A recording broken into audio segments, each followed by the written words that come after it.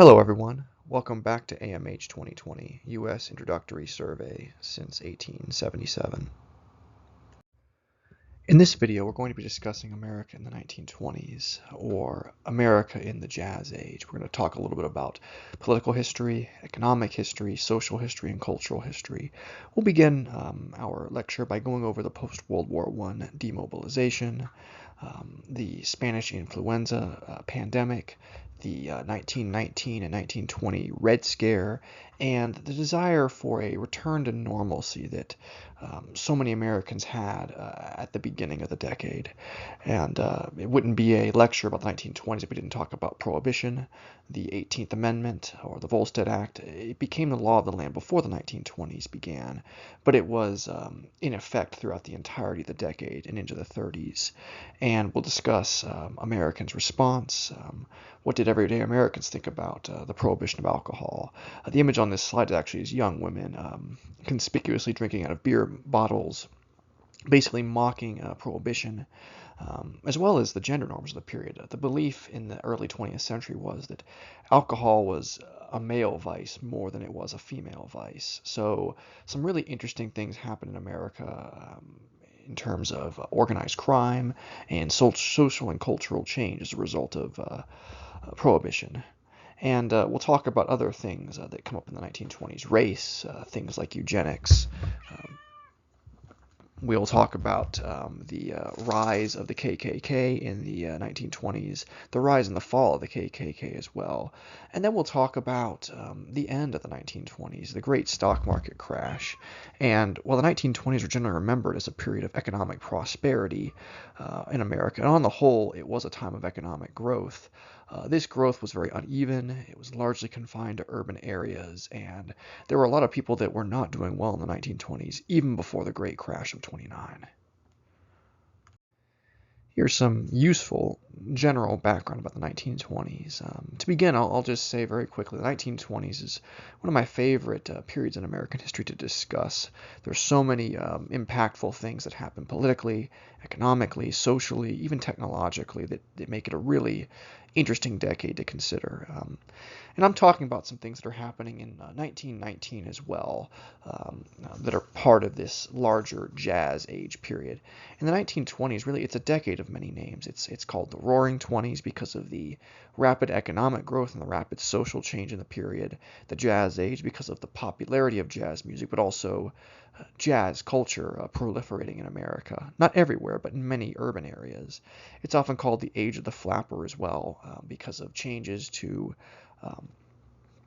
women's rights, women's suffrage, women gaining the right to vote nationwide during this period, and also women's fashion changing. The role of women in society changes significantly during this period. Not every woman in the 1920s was a flapper. These were largely white, upper middle class and upper class women that could afford the flapper lifestyle, which was very, very expensive. As an example, the woman on this slide is Colleen Moore, a very famous actress and flapper, a movie star who can afford to live the flapper lifestyle. And perhaps my favorite term, and this one might seem a bit confusing, is the 1920s is sometimes referred to as the first real decade of the 20th century. Yes, the 1900s, the 20th century, they start in 1900, but in many ways the 1920s is the first decade that has the political, cultural, and social themes of the 20th century in full effect. And you're going to see that with gender relations, mass media, politics, and many other examples. And these nicknames really, they capture the spirit of this decade-long period. It's a decade of economic prosperity. Granted, it was very uneven prosperity. There was, of course, not prosperity at the end of the decade, 1929, but there was also a lack of prosperity at the beginning of the decade as well. And it's a period of social and cultural change, jazz music, the flapper style and aesthetic. And during this period, America becomes more socially liberal in terms of how people are living their daily lives. But it's a much more politically conservative decade. That might sound counterintuitive to you, but you're going to see what I mean as we continue in this lecture video. And the 1920s is also a repudiation of the progressive era politics of the 1890s through the 1910s. The progressive era begins late 1890s, certainly by the by 1900 or so. Sometimes 1901 is what people say. And it definitely goes through the 1910s. And I argued in my previous video on World War I that World War I was part of the Progressive Era as well. So there's a rebellion against the Progressive Era, and there's a rebellion against the wartime mobilization of World War I as well.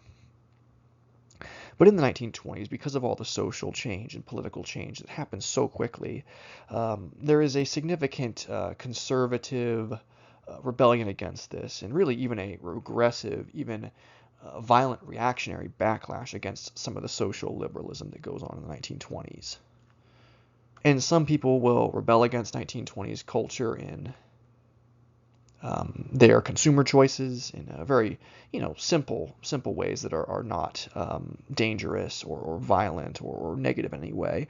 But other people will go against these social changes in more violent ways as well, which you're going to see. After World War I, there was a desire for what was called a return to normalcy, and that was the language that was used in the period. I'll explain exactly how that terminology was used later on in this video.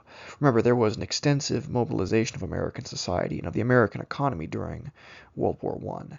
As there really had been throughout the Progressive Era, there was a desire to have the American economy be more centrally managed, and there to be more interventions by the U.S. government to deal with the social problems of the late 1800s and early 1900s. But by the end of World War I, everyday Americans are looking to go back to what you might call an older, simpler way of life.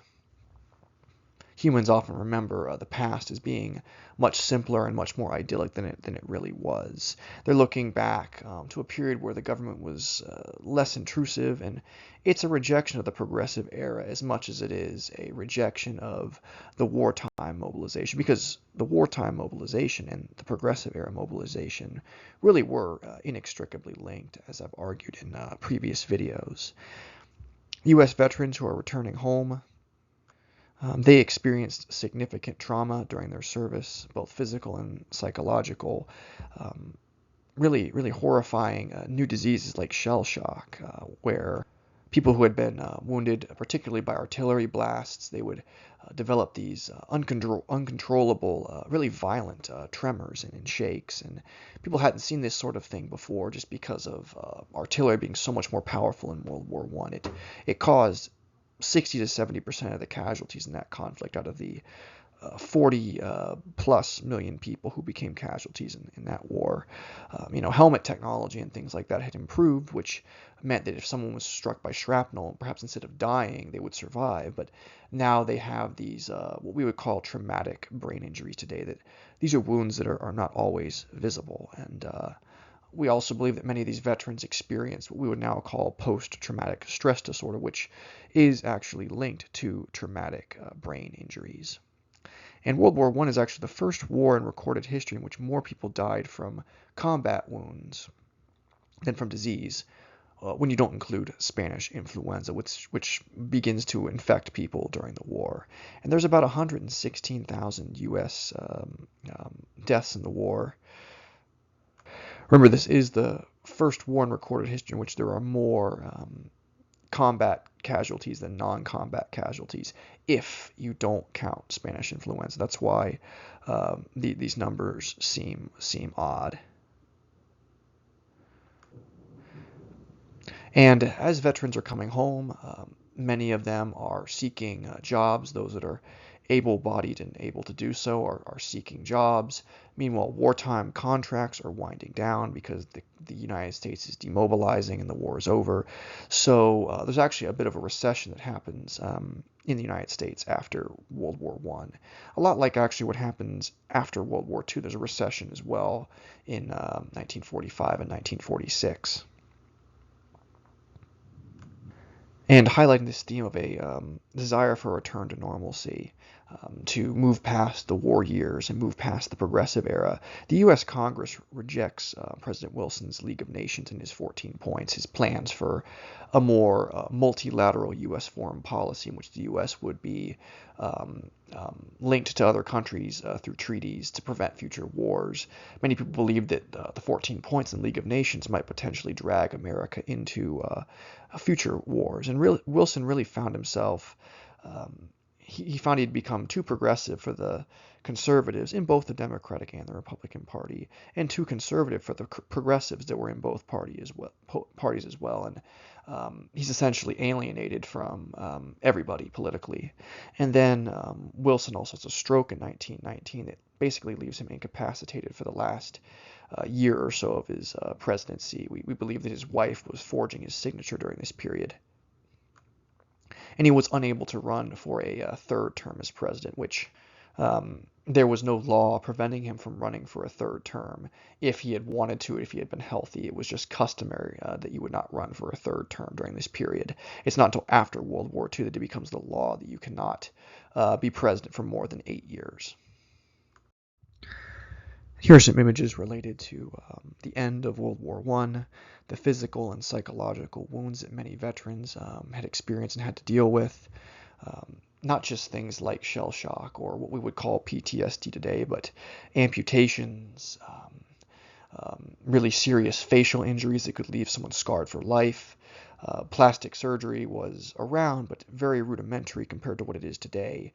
Many people had to basically wear prosthetic noses and glass eyes and things like that because the technology to mitigate those kind of wounds was not as sophisticated as today.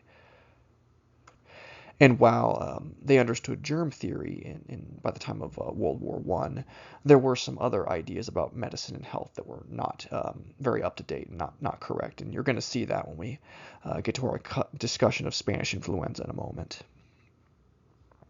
But I don't want to trivialize the role the United States plays in World War I. I do believe the United States played an essential role in ensuring the Entente victory, not just economically through supplies, but even through the U.S. soldiers and Marines that fought at battles towards the end of the war. We played a major role in ensuring the Entente victory. But our casualty levels were much, much lower compared to other countries. Russia, 9 million casualties. Germany, on the defeated side, about 7 million casualties. We had about 116,000. And you see this again in World War II as well, where we have more casualties in World War II, but our casualty rates were so much lower than other nations, even nations that were victorious, like Great Britain, or the Soviet Union as well in the Second World War. So now we'll discuss the Spanish influenza pandemic and its impact on Americans' desire for a return to normalcy. It's typically known as the H1A influenza pandemic, and cases began to be recorded in 1918 during the war. And I do believe that World War I certainly helped to spread this disease, spread it from Europe to the United States, especially via troop ships and supply ships. It's called Spanish influenza because the Spanish press was the first large national press to really cover this disease, because the presses in America and in other European countries, they were censored during World War I because of the war and the need to mobilize the population. You can't have reports of this really terrifying disease that's killing people, that's going to interfere with the war effort, interfere with economic production. It doesn't come from Spain. We don't actually know where it came from. There are theories that perhaps it came from somewhere in Asia because as the rest of the world was dealing with the effects of Spanish flu, many Asian countries had less serious flu seasons, so perhaps they already had some herd immunity. I think that the disease probably got going because of the war. The close quarters that troops in the Entente and Central Powers armies being in barracks, being on troop ships, being in trenches, being in really close quarters, unsanitary conditions would have caused the disease to spread. And influenza like many other diseases, it starts with animals, usually livestock like chickens and pigs or swine, and then it jumps to humans, which makes sense in a wartime situation where people are crowded together. You need to gather food supplies to feed armies. I think World War I was probably the cause and then the reason that the disease spread around the world. And the disease hits the U.S. hard, both during and after World War I. During the war, there are attempts to not report on the disease to keep factories going. But after the war, America can now mobilize against the disease, which the progressives, they loved to mobilize against anything. They like to think about things in terms of diseases to be cured, epidemics to be cured, wars to be fought. Of course, that progressive way of thinking is on its way out in America, in large part, not just because of World War I, but because of the Spanish flu as well. So they're going to implement things like shutdowns of buildings and of gatherings. Some cities will have mask mandates, and there will be a quarantine. Similar things to what happened with the modern COVID-19 pandemic response. In fact, a lot of what was done in 2020 was modeled after things that were done in 1918, 1919, 1920. Some of the advice that people were given was good. They were given advice to stay outside as much as you can, get sunlight, drink water. Other things they said were chew your food really thoroughly, don't wear tight shoes, and of course things like mask mandates and shutdowns, which can be more polarizing. They were polarizing in the COVID pandemic, and they were polarizing as well during the Spanish flu pandemic. Spanish flu spreads through the air, as did other more recent pandemics. As you know, these kind of respiratory diseases, spread through air droplets and physical contact and things like that. But there are some areas where H1N1 is different than COVID. For example, H1N1 was much more deadly to the young than it was to the elderly, largely because it would basically hijack your own immune system against you. Another area where Spanish flu was more deadly than COVID is Spanish flu was much more likely to kill people in the warmer months, in the summertime, which it was the opposite of COVID, which was much more of a threat in the colder months. And really, influenzas and respiratory viruses in general are much more of a threat in the colder, drier periods, whereas Spanish flu was kind of the opposite in the sense that it killed younger people at higher rates, and it was more of a warm weather disease. And we believe that probably about 500 million people around the world were infected, and the death rate is somewhere between 17 and 50 million. Some estimates are as high as 100 million. In the 1919 wave of the Spanish flu, it hit the U.S. especially hard. New York City, Philadelphia, East Coast cities, West Coast cities, L.A. and San Francisco were hit hard too. Even cities in Middle America, St. Louis, Missouri, and Memphis, Tennessee, tens of thousands of deaths, bodies buried in mass graves. You see this sort of thing during Spanish flu, and you saw it in more recent pandemics as well. By 1920, though, the disease, we believe, was becoming less lethal, and herd immunity was being created, which you see with COVID as well. And while vaccines were developed during the COVID pandemic, no vaccine was developed for Spanish flu. There really weren't reliable flu vaccines until the 1940s. Instead, basically the disease infected enough people that herd immunity was established. And one last thing I'll say about viruses in virology is that a virus does not want to kill its host. It wants to reproduce as much of itself as it can. So as time goes on, basically the disease evolves to not kill its hosts, but to infect more people. So it becomes much more communicable and contagious, but much less lethal. And we think that that's what happened with Spanish flu, and it's very likely that this sort of thing happened with COVID as well. But again, I'm not an epidemiologist or a virologist. I'm speaking as a historian based on the historical sources that I've consulted. Here are some images related to the Spanish flu pandemic, people being encouraged or required in some cases to wear masks, which was a controversial decision during the Spanish flu pandemic and during the recent COVID pandemic. You can see also the tight quarters of World War I, barracks, hospitals, congregate living is going to accelerate the spread of the disease. And you can't really have large-scale shutdowns during World War I because you need to keep factories going. You can't just have everyone sent home and log on to work on Zoom or Microsoft Teams. One, that technology didn't exist, but two, you need people in the factories and on the farms continuing to support the war effort. But there will be some shutdowns after the war ends. But there's also just a lot of things that even after the war simply cannot be shut down technologically.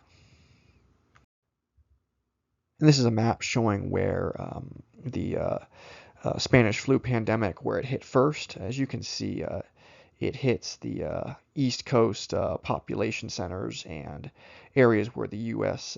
Troop ships are embarking and disembarking.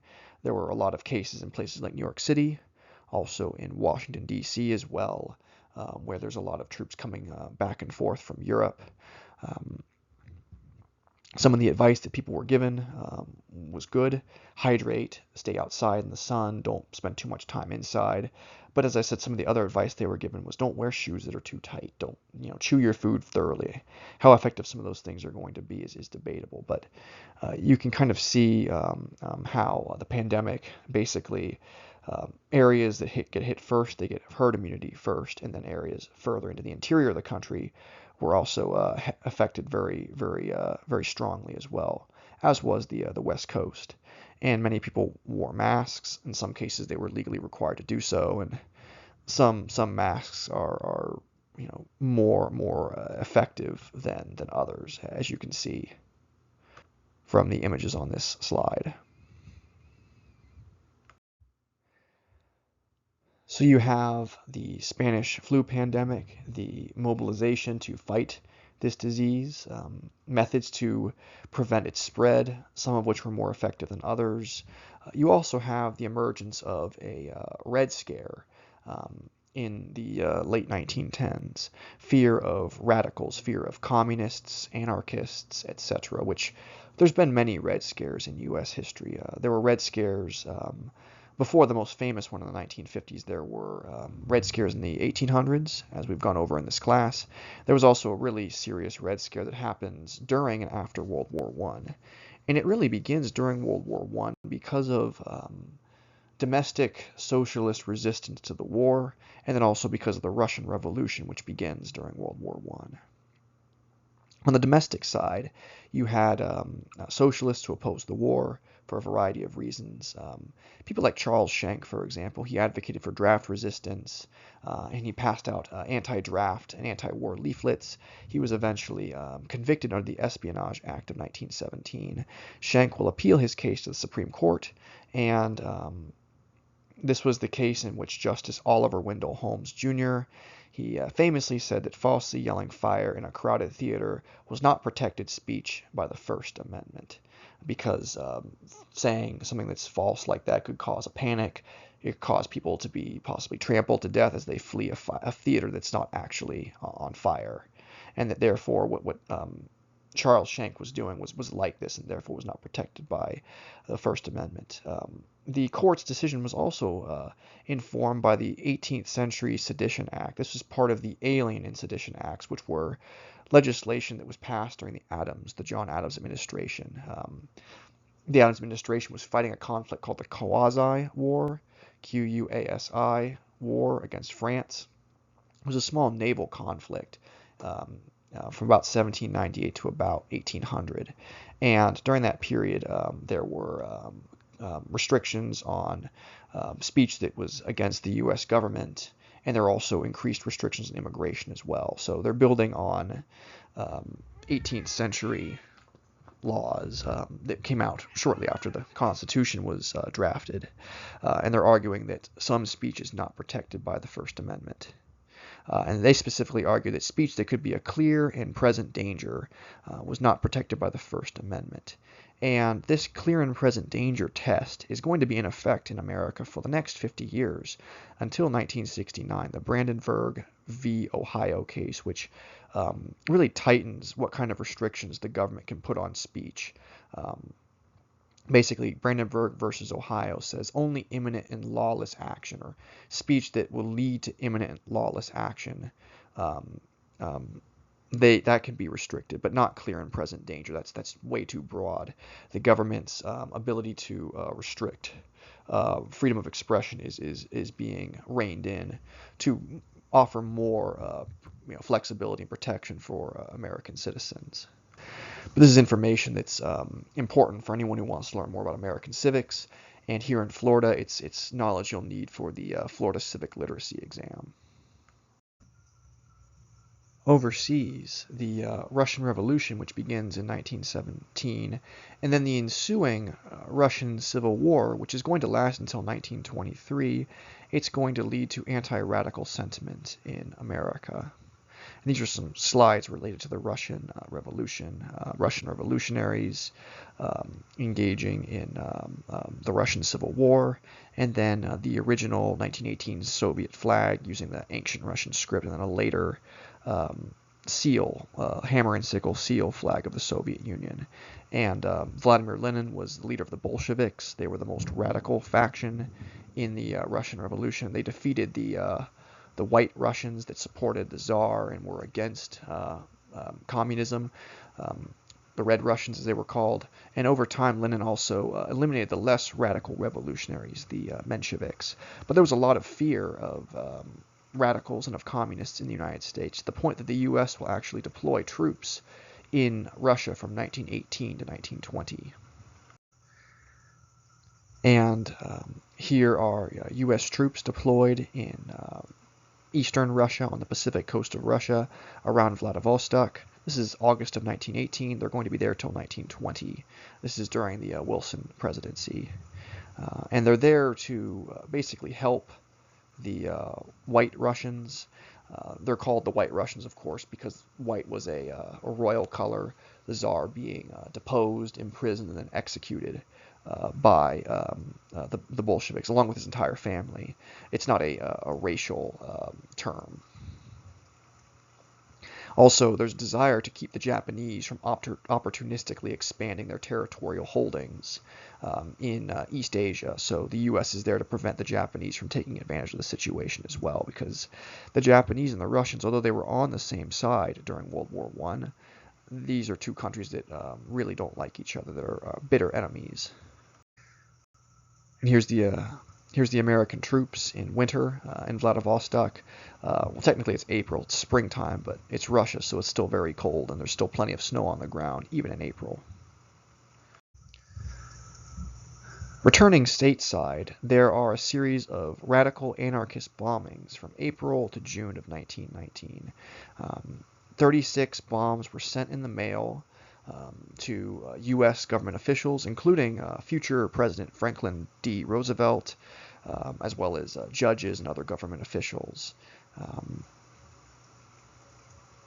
As far as the casualties go, the bombs did not kill their intended targets, the government officials. Instead, an Italian anarchist and one of the bombers was killed by his own bomb, and a working class maid who collected one of these packages for her employer, she picked up the parcel bomb and she lost her hands. It's very ironic. They were trying to take on the upper class, and instead they ended up either hurting themselves or hurting working class people. The best history, though, in my opinion, has a bit of irony to it, though. In response to the mail bombings, the U.S. government begins the arrest and detention and then deportation of supposed immigrant radicals. And these take place under Attorney General A. Mitchell Palmer, who you see it right on this slide. And during the Palmer raids, about 10,000 people are arrested, 3,500 are detained, and then about 570 are deported. And there was rising xenophobia and anti-radical sentiment since World War I because of the war, because of the Russian Revolution, and the bombings that take place earlier in the year 1920. Now, there is questionable constitutionality of these raids because the people that are arrested, they're often arrested without probable cause, and they're arrested for being radical, and there's serious concerns that their Fourth Amendment rights, no unlawful searches and seizures, their Sixth Amendment rights to a trial by jury, and a trial in which you can address your accuser, and then the Eighth Amendment rights, no cruel, unusual punishment, deportation, and of course their First Amendment rights to freedom of speech, that those rights were being infringed upon by these raids.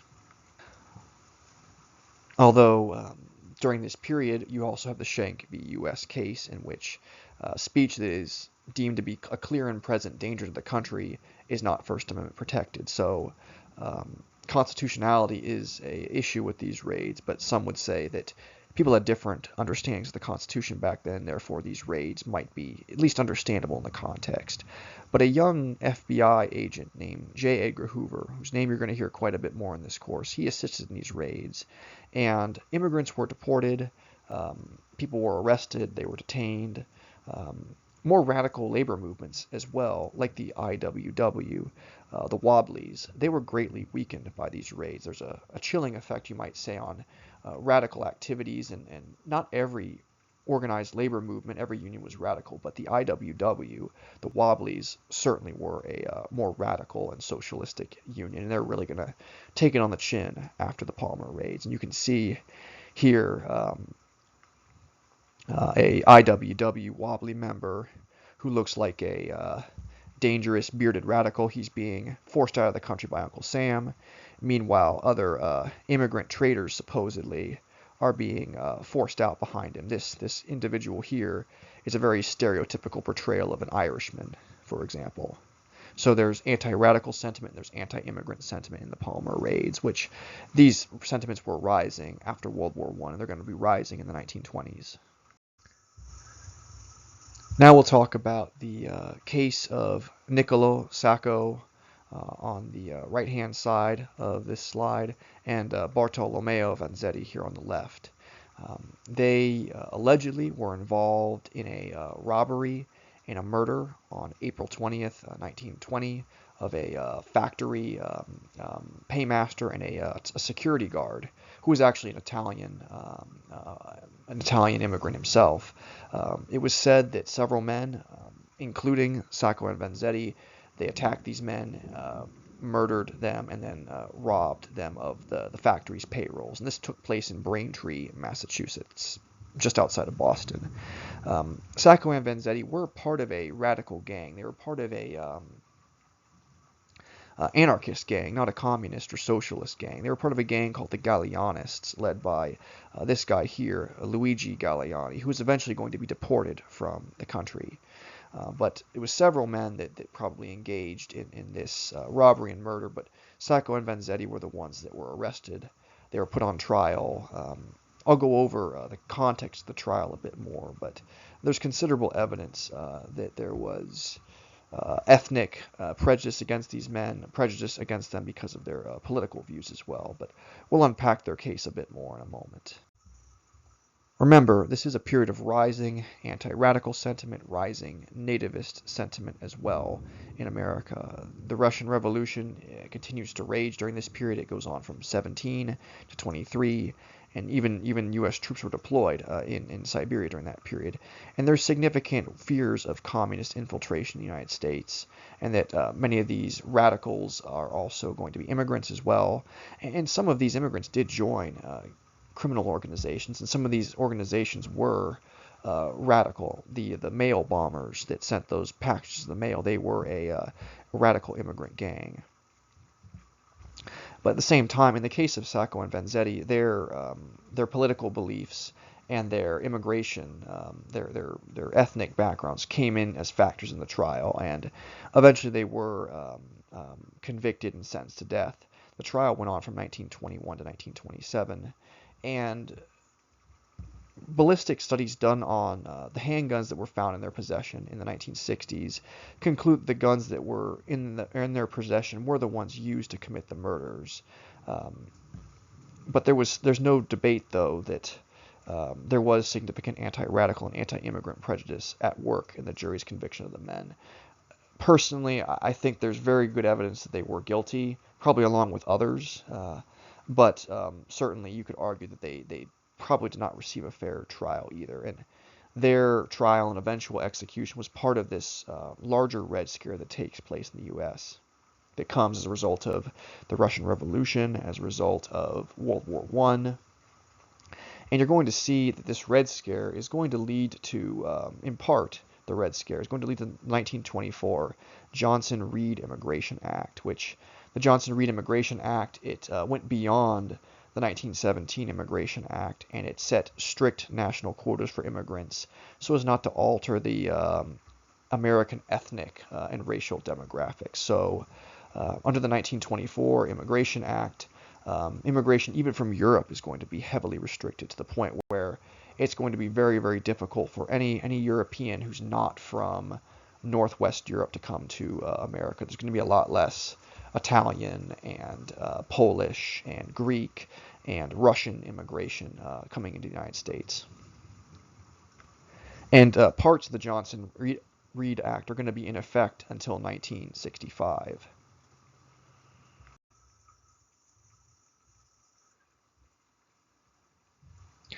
So here are some images related to the Sacco and Vanzetti trial and their eventual conviction and execution.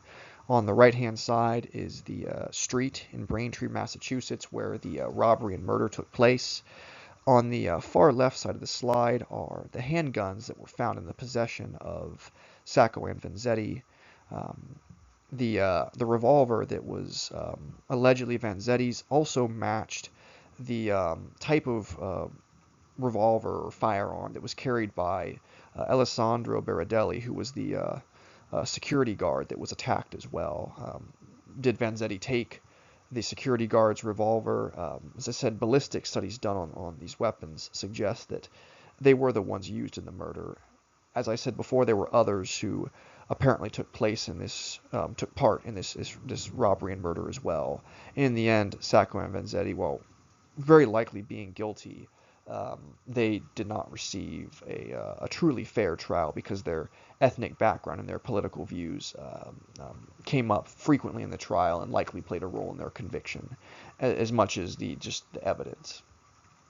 The center image is actually a mural of Sacco and Vanzetti at their funerals after they were executed by the electric chair in Massachusetts, and they became martyrs to many Italian Americans. They became martyrs to many radicals, and even some more liberal-minded Americans who were not communists, who were not socialists or anarchies. They sympathized with Sacco and Vanzetti because these men had not received a fair trial, even if the evidence that they were guilty is I think, pretty good. To highlight this, former Governor Michael Dukakis of Massachusetts, while he was governor, he actually issued an apology for Sacco and Vanzetti. He did not issue a pardon, though. He issued an apology for the unfair trial they received, but he did not issue a posthumous pardon for them. This is the Wall Street bombing of September 16, 1920. We believe that it was retribution for the Palmer raids, the deportation and arrest of alleged immigrant radicals. We also believe it may have been revenge for the arrest of Sacco and Vanzetti as well. Over 100 casualties and with 40 deaths, and we don't exactly know who did it. That's why I say we believe it was retribution for the Palmer raids and for Sacco and Vanzetti's arrest. But we do think that perhaps an anarchist gang was responsible. And it actually remains one of the largest instances of unsolved crime in American history. And again, like the postal bombings of 1919, there's an irony to it. This attack, which was probably done by anarchists looking to take down the system, take down Wall Street, they mostly killed and wounded everyday New Yorkers, regular, average Joe, working class people who were just in the area of Wall Street. In addition to the Red Scare of 1919 and 1920, you also have an event called the Red Summer of 1919.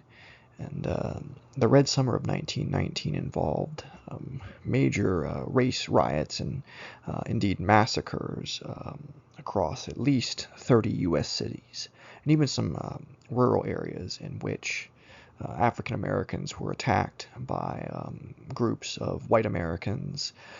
Notable attacks during the Red Summer of 1919 occurred in places like Chicago, Illinois, and in Washington, D.C. Here are some images related to the Chicago race riot.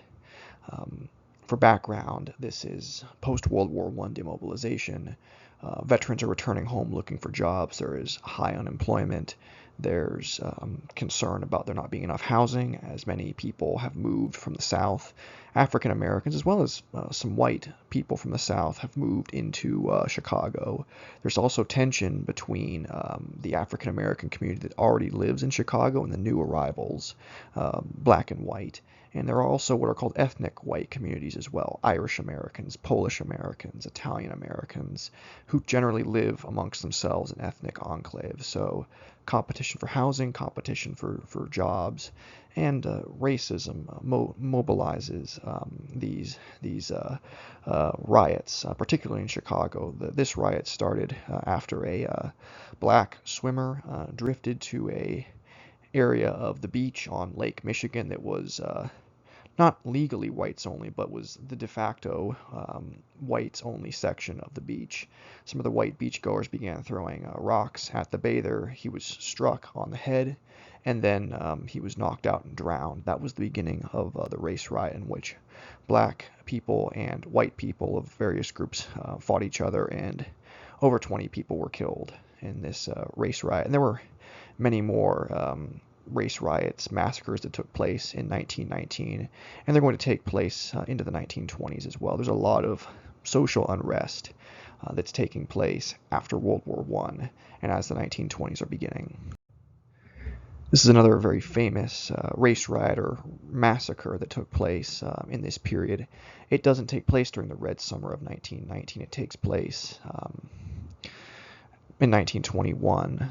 What had happened in Tulsa was a oil town, and many people had come to the town looking for high-paying jobs in the oil industry or in related businesses. And Tulsa had a very very prosperous, well-off, you might even say affluent African American community that lived on the north side of the town. This was called the Black Wall Street because there was a high level of wealth for the African American population here.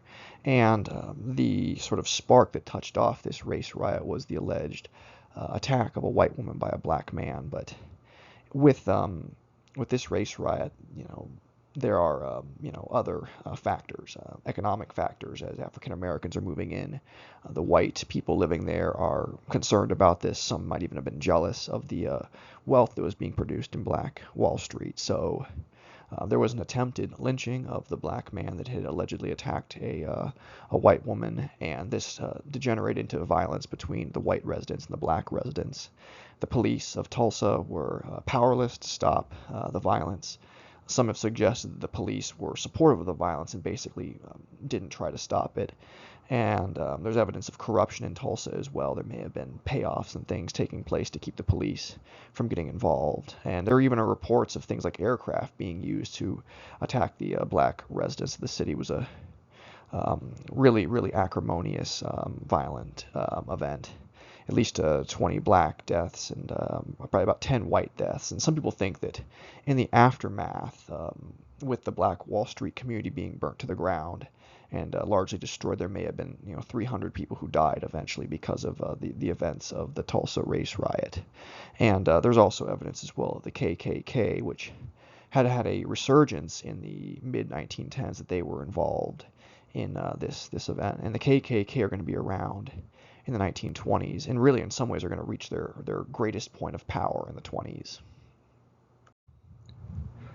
One last note, because I'm teaching this class in the state of Florida, there were also race riots in the state of Florida as well, even though they were in small communities. They were not in big cities like the race riots I mentioned before. The most notable of these race riots was the Rosewood riot, which took place in January of 1923. Rosewood was a prosperous, you might even say affluent, African American logging community in northern Florida. And as often was the case, there was a report of a white woman attacked by a black man, but often economic factors, including jealousy of African Americans that were entering the middle class and doing well.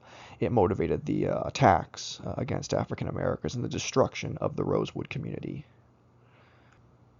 Several African Americans were killed in the initial fight with the nearby white communities, and then more died in the days after the riot ended, because it's January and it was unusually cold in Florida at that time of the year, that January of 1923. So other African Americans, after losing their homes, they died of exposure in the swamps and wetlands surrounding what was once the Rosewood community. But now we're going to continue our general discussion of the 1920s. So think about all of the context I've given you. Think about the Red Scare of 1919 through 1920. Think about the postal bombings, the Wall Street bombings, the Sacco and Vanzetti case, the really acrimonious race riots that took place in 1919. And think about the chaos of the Spanish influenza pandemic, of World War I demobilization, and then of people falling out of love with the progressive era. Americans were looking for a change. They were looking for that return to normalcy. And that's something that Warren G. Harding is really going to take advantage of in the 1920 election. Warren G. Harding was a politician, a senator from Ohio. He actually ran against another Buckeye, James Cox, a governor. He had been a governor of Ohio, and he was also a former newspaper man. And he was Cox was a continuation of progressive era politics. It was said that he was handpicked by President Wilson to kind of pick up where Wilson left off, because Wilson couldn't run for another term because of his stroke. But for Harding, he was the candidate of change, even though he was promising this return to normalcy. He used language like America needs not nostrums, but normalcy. Nostrums being a kind of an antiquated word for medicine. The progressives were all about the language of medicine and of curing social diseases and epidemics, in some cases literally the Spanish flu epidemic. And other things that are interesting about the 1920 election is this is the first national presidential election in which women across the country have the right to vote. Of course, African American women in the South still cannot vote. Although you'll notice when you look at the slide image that the voter turnout was actually lower in this election, which makes sense because in American history, as the electorate increases, voter turnout decreases. And you've essentially nearly doubled the electorate by extending the right to vote to women. This is also the first U.S. presidential election in which prohibition is active nationwide. It had been active since the 18th Amendment was passed. And Harding, as a presidential candidate, he tacitly criticized prohibition by drinking whiskey while he was at home on his front porch in Ohio. He actually ran what was called a front porch campaign. He gave speeches to the public from his home. They came to visit him. He didn't want to travel and be too active of a campaigner, because that's what Wilson would have done. Wilson, when he was president, traveled across the country and across the world trying to get people to support his 14 points, and he needs to be the anti-Wilson. Cox is the continuation of Wilsonianism in this election. And as you can see from the electoral map, it's a massive victory for Harding. The American people were ready for something different. They were ready for stability. They were ready for a smaller, less intrusive U.S. government, and they wanted things to not be like how it was during the Progressive era. In addition, Irish and German American voters were angry over World War I. Irish Americans were strong supporters of the Democratic Party, but they did not want to support Britain during World War I. And of course, German Americans did not want to see the United States fight against Germany, and there had been a lot of discrimination against Germans during the war. So many of them either did not vote, they stayed at home, or they protest voted for Harding. And as you can see, it's a massive win for Harding. He even wins some southern states like Tennessee, for example, areas that are considered to be part of the Solid South that almost always vote Democrat in this period. Massive win in the popular vote, 60% of the vote. That's only happened a few times in American history, and then a huge win in the Electoral College as well. One last thing that's very interesting is this was the first election in which the United States had its electoral results were announced over the radio. So Harding, in addition to really just sensing the changing spirit of the time, the changing zeitgeist, he also used a lot of slick slogans, and he ran a better campaign that was different, that stood out from the past. And candidates that make better use of technology, that better understand the spirit of the time, they usually win the election. Radio was a really important technology in the 1920s, and it's going to intensify the mass media revolution that takes place in the 1920s. Again, the 1920s is the first real decade of the 20th century. There had been experiments with radio going back to at least the 1890s. In 1894 through 1895, Marconi, an Italian, was doing experiments with radio.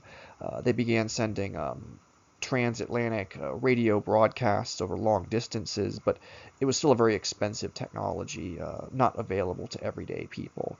But World War I, as wars do, they make new technologies proliferate, and they make them much cheaper and more efficient. So after World War I, in the early 1920s, radios are going to become affordable for everyday Americans, to the point that about 60% of American households had radios by the end of the 1920s. And one of the most famous and profitable radio companies was RCA, Radio Corporation of America.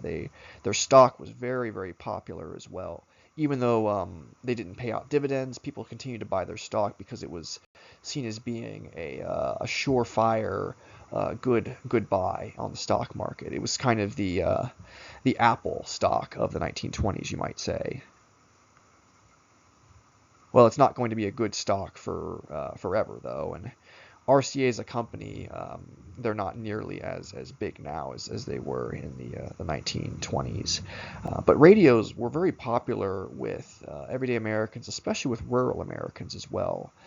Radios really helped everyday Americans in rural areas stay up with what was going on around the country, because really rural life, on farms and in small communities could be very isolating in the 1920s. There was so much economic growth and so much was happening in the cities, but far less was happening in the rural areas. Again, there's an urban-rural divide that really emerges in the 20s, which is why many people refer to the 1920s as the first real decade of the 20th century. But you could have electric radios that were plugged into your wall. You could also have battery-powered radios as well. This was good for farmers and rural people who didn't have reliable electricity, which was still very common in the 1920s, and even really until after World War II, that people in rural areas did not have electricity or even running water in their homes. So what they would do is they would buy what were called crystal radios or dry battery radios. And these crystal radios did not need to be plugged in. They were not nearly as powerful, though, so you'd have to wear headphones when you listen to them. But this allowed many rural Americans to buy into this new radio technology. I should also add there were some other technologies that were developed in the 1920s that were still very not accessible to everyday Americans. Things like electric refrigerators. Wealthy people could buy them, but everyday people not so much. They would instead have to use an ice box, which used ice to keep your food cold. Vacuum cleaners, also developed in the 1920s, but not affordable. They were not affordable to everyday Americans. And actually, early televisions were developed in the 1920s, but again, they weren't affordable to everyday Americans, and they're not going to become common for middle-class Americans until after World War II.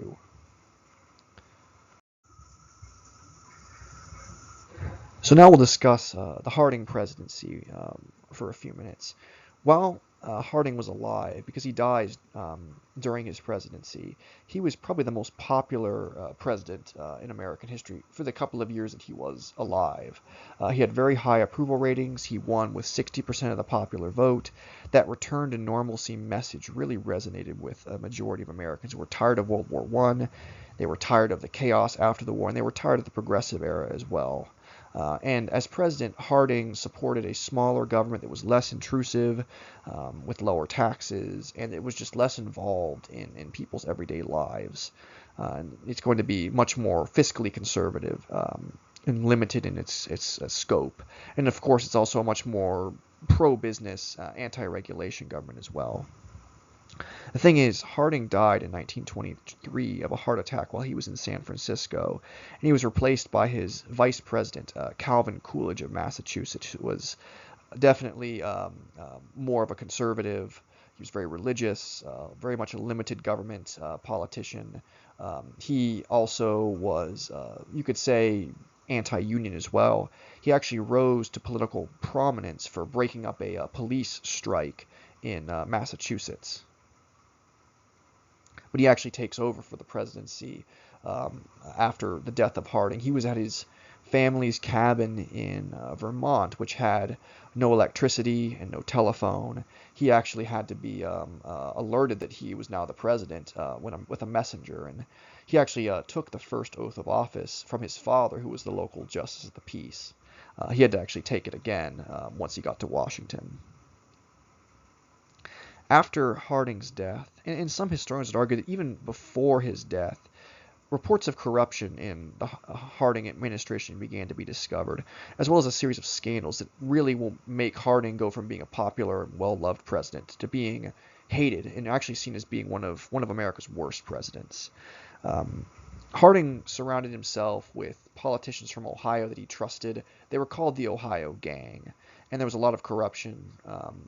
It was a much more, you could say, pro-business, pro-big business administration as well. It actually, in some ways, it kind of reminds me a lot of another Ohio president, Ulysses S. Grant. Anyway, the most notable scandal was the Teapot Dome case, and this was Harding's Secretary of the Interior, a guy named Albert Fall from New Mexico. He was basically illegally leasing out oil drilling permits to private companies these are oil reserves that are government reserves, specifically reserves to the U.S. Navy. And he was leasing them out to a private company called the Henry Sinclair Mammoth Oil Company. It was run by Henry Sinclair, specifically in the Naval Oil Reserve in California. My mistake, in Wyoming. There were leases that were illegal in California as well, but the main one we're talking about was in Wyoming. And it was discovered in about the dumbest way possible. They began to realize what Fall was up to because all of a sudden he was wearing much nicer suits, he was driving nicer cars, and as a government cabinet member, he made good money, but all of a sudden he was living well beyond what appeared to be the standard of living for a normal government employee, and that led to people asking questions, how did Fall get this money? And so Fall was eventually put on trial, and he was convicted. He was actually sent to prison. He's as of 2025, the only U.S. Cabinet member that has been sent to prison. Henry Sinclair, however, the guy who bought these illegal contracts, did not serve time. Also, it came to light that Harding had extramarital affairs while he was still alive, when he was president, and these did not come to light till after his death, which it is the 1920s. Social norms are changing. It's a period of more social liberalism, even if there is political conservatism. This stuff would be controversial today. It was even more controversial back then. So Harding, in many ways, he really embodies 1920s American politics and culture. Economically conservative, limited government, pro-business, but socially liberal in how he lived his private life and how he drank alcohol, even though it was illegal. And he went from being very popular in his lifetime to now being considered one of the worst U.S. presidents that we've ever had. And by the way, some people have suggested that the heart attack that killed Harding, it may have been caused by stress, because Harding realized how much corruption was in his administration and that eventually it was going to get found out, and that may have caused his death. But as I said, the public really turns against him after he passed away. Before we talk about the Coolidge presidency in more detail, I want to talk about the 1924 U.S. election, because Calvin Coolidge is involved in this election because he has inherited the presidency from his predecessor, Warren Harding. So in 1924, Coolidge, who is the incumbent, he's going to run against John Davis of West Virginia for the Democrats. John Davis was a conservative Democrat from West Virginia. He was a little bit more Wilsonian than Coolidge was, particularly when it came to issues related to race. Coolidge was more friendly to African Americans than Davis was. But both Coolidge and Davis were conservatives. Coolidge was a northern conservative, Davis was a southern conservative, and they both supported limited government, they both supported lower taxes, and lowering of regulations as well. There is also a third party, Robert M. La Follette Sr., formerly of the Republican Party. He is now running as the Progressive Party. This is not a sign of strength, though, for progressives that they're running as a third party. It's a sign of weakness. Both the Democratic Party and the Republican Party have rejected progressivism. Progressives are basically politically homeless unless they're going to vote for this third party. And he does get about 16% of the popular vote, but he only gets Wisconsin, his home state, highlighting again that progressivism is on the rocks in the 1920s. And Davis gets most of the solid South, but he doesn't get Kentucky, and he doesn't get his home state of West Virginia. It's a big victory for Calvin Coolidge and the Republican Party. And some scholars call the 1924 election the high water mark of conservative politics in America, because both the Republicans and the Democrats were conservative. More progressive or more liberal voters would have to vote for a third party in this election. Now we'll talk about the Calvin Coolidge presidency, 1923 to 1929. And President Coolidge was often known as Silent Cal, because in his personal interactions he could be very laconic, very terse. He was a man of few words when he interacted with the public. For example, on one occasion, the press waited outside of church. Coolidge was a very religious man. They waited for him to come out of his church service, and they asked him, Mr. President, what was the sermon about today? Perhaps just to talk with him, or maybe even get him with a gotcha question to see if he was actually paying attention. And Coolidge said, sin. It was about sin. And they said, well, what was the minister's opinion on sin? And he said, well, he was against it. And then that was the end of the interaction. On another occasion, he was at a state dinner, and a young woman was seated next to the president, and she said, Mr. President, I bet that I can get you to say more than 3 words to me tonight. He looked over at the woman and he said, you lose, and then he proceeded to not talk to her at all the rest of the night. And that was the kind of guy he was. Now, Coolidge's opponents, who preferred a more active executive, a more powerful president, they suggested that Coolidge was lazy, that he liked to take naps and not work, and that was why he also didn't engage with the public very much. However, you have to remember Coolidge's political views and his style of governance. He believed that the executive branch should not be too powerful. He is rejecting the active presidents of the progressive era: Teddy Roosevelt, Woodrow Wilson, William H. Taft. He's fitting with the spirit of the time, which is weaker U.S. government, particularly weaker executive branch. And on another note, just because in his personal interactions he was very laconic with people doesn't mean that he couldn't give good speeches, that he wasn't a deep thinker. I thoroughly recommend that people read his speech that he gave on the 150th anniversary of the Declaration of Independence. So this would have been in 1926. It's a brilliant message, and while presidents by this point were getting speechwriters to help them write their speeches, Coolidge still would have had input on this address, and he really digs into the history of the Declaration of Independence, the history of democracy and self-governance in colonial America, even in European history. I do think he was not a lazy man. He was not a do-nothing. He was just a man of principle who believed the executive branch should not be too large and powerful, and he was, again, rejecting progressive-era politics. As far as the economy goes during Coolidge's presidency, it's generally pretty good. He wins his election in 1924, and then he doesn't run for another term because he didn't want to be president for more than 8 years. That would not be something that a limited executive would do. And there's many things that we can support Coolidge for. He was supportive of women's right to vote.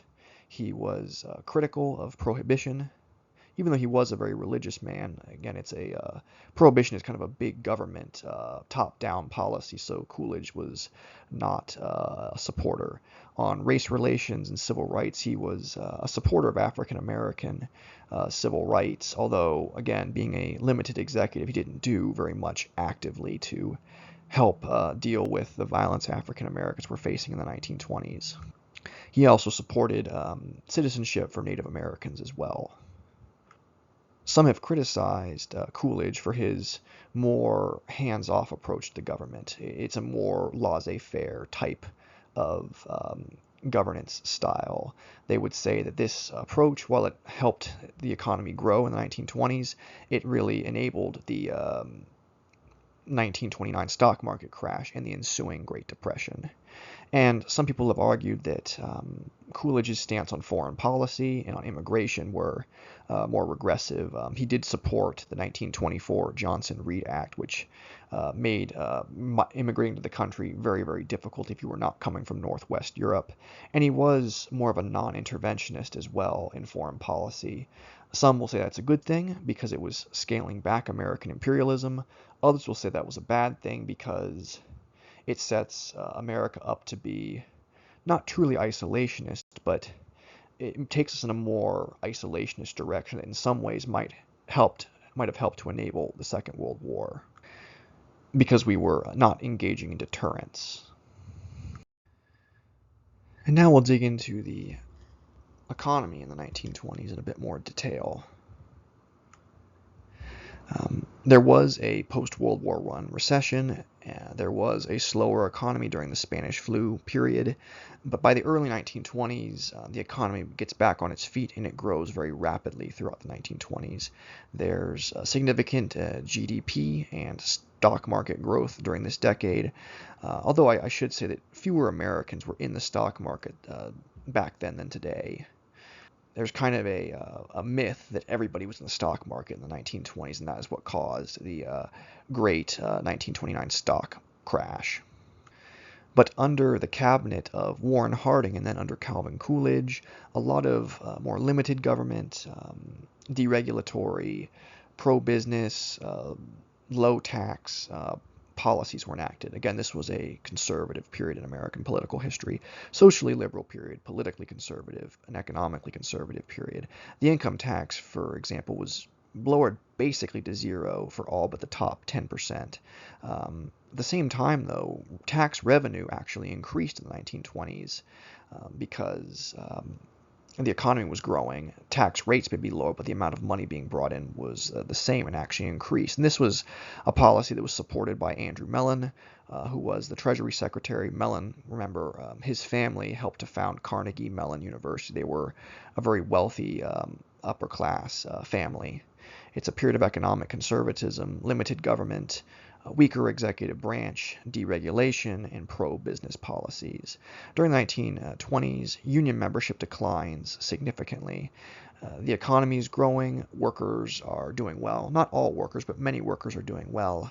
And the most radical unions are weakened in the 1920s, most notably the IWW, the Wobblies, who had their backs broken by the Palmer raids. So at the beginning of this period, union membership is about 18%. By the end of the 1920s, it's about 3%. And I will say, though, this economic growth, it's uneven. There are certain caveats to this economic growth. It's primarily focused on urban areas. There's increasing wealth disparities as well between urban and rural, and between upper class and the other half, you could say. And some would argue that this inequality is partially what causes the Great Depression. And now I'm going to go over some economic data very quickly about the 1920s to illustrate what I'm talking about a bit further. This chart here shows the gross national product per capita 1919 to 1930. As you can see, there is a bit of a decline right after World War I that will continue into the early 20s, but after 1921 it's up, up, up, and really it's in an upward direction for the rest of the decade. There is some periods of stagnation towards the end of the 1920s, but then again it's up again into 1929. And of course, the great stock market crash happens in the fall of 1929, and then it's down, down, down into the 1930s. Here's some useful data about workers' wages during the period. What you'll notice is wages for most workers do increase in the 1920s. The 1920s is the first decade in American history in which there are more urban Americans, Americans living in cities, than there are rural Americans.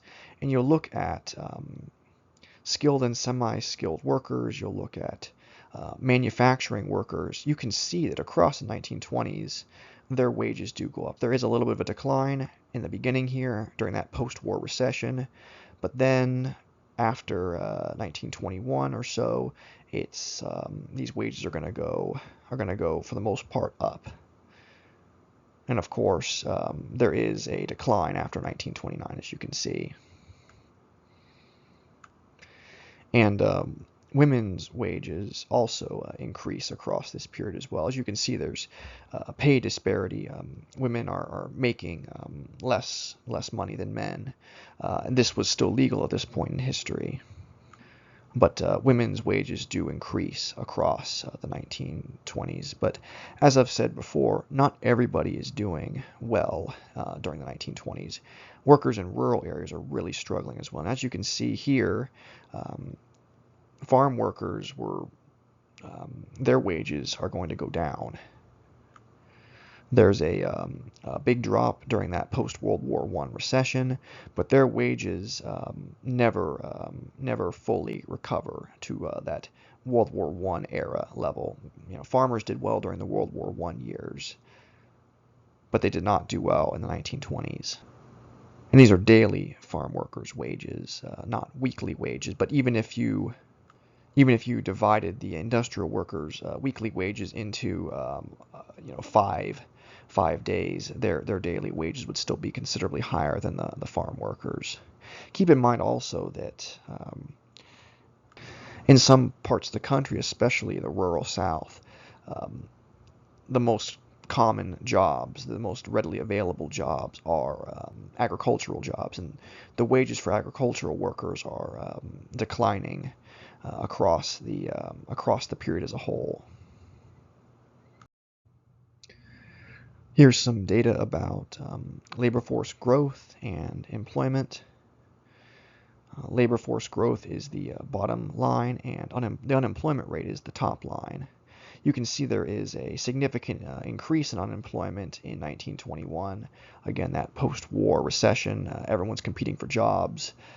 Returning veterans are competing for jobs. People are moving to urban centers, competing for jobs. This, in part, helps to touch off the race riots that happened in 1919 and the early 1920s. But unemployment rates do go down. They return to below 5%, which is the healthy level. You want your unemployment to be 5% or lower, and they remain there for most of the 1920s. That is until 1929, when the numbers go back up again. Labor force growth, it grows in the early 20s, although this labor force growth is more stagnant in the second half of the 1920s. Here are some stats about the U.S. population and immigration.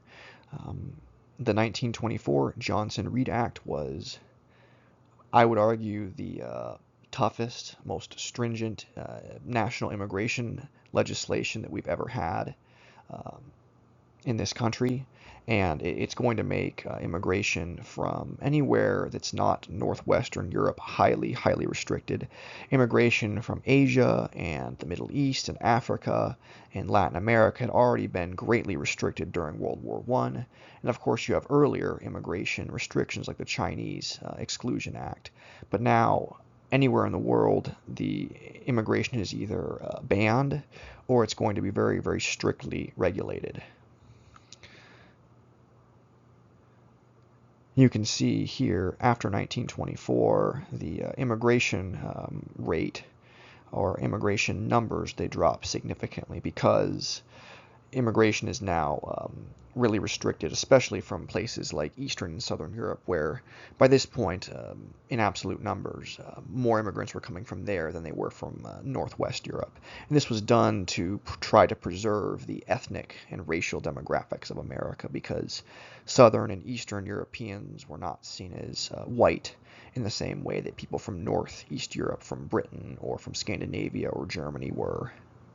So there was a discriminatory element to the 1924 Immigration Act, but it does basically lead to the absolute number of immigrants dropping significantly. And you'll also notice the blue line, population growth slows during this period as well, during the 1920s.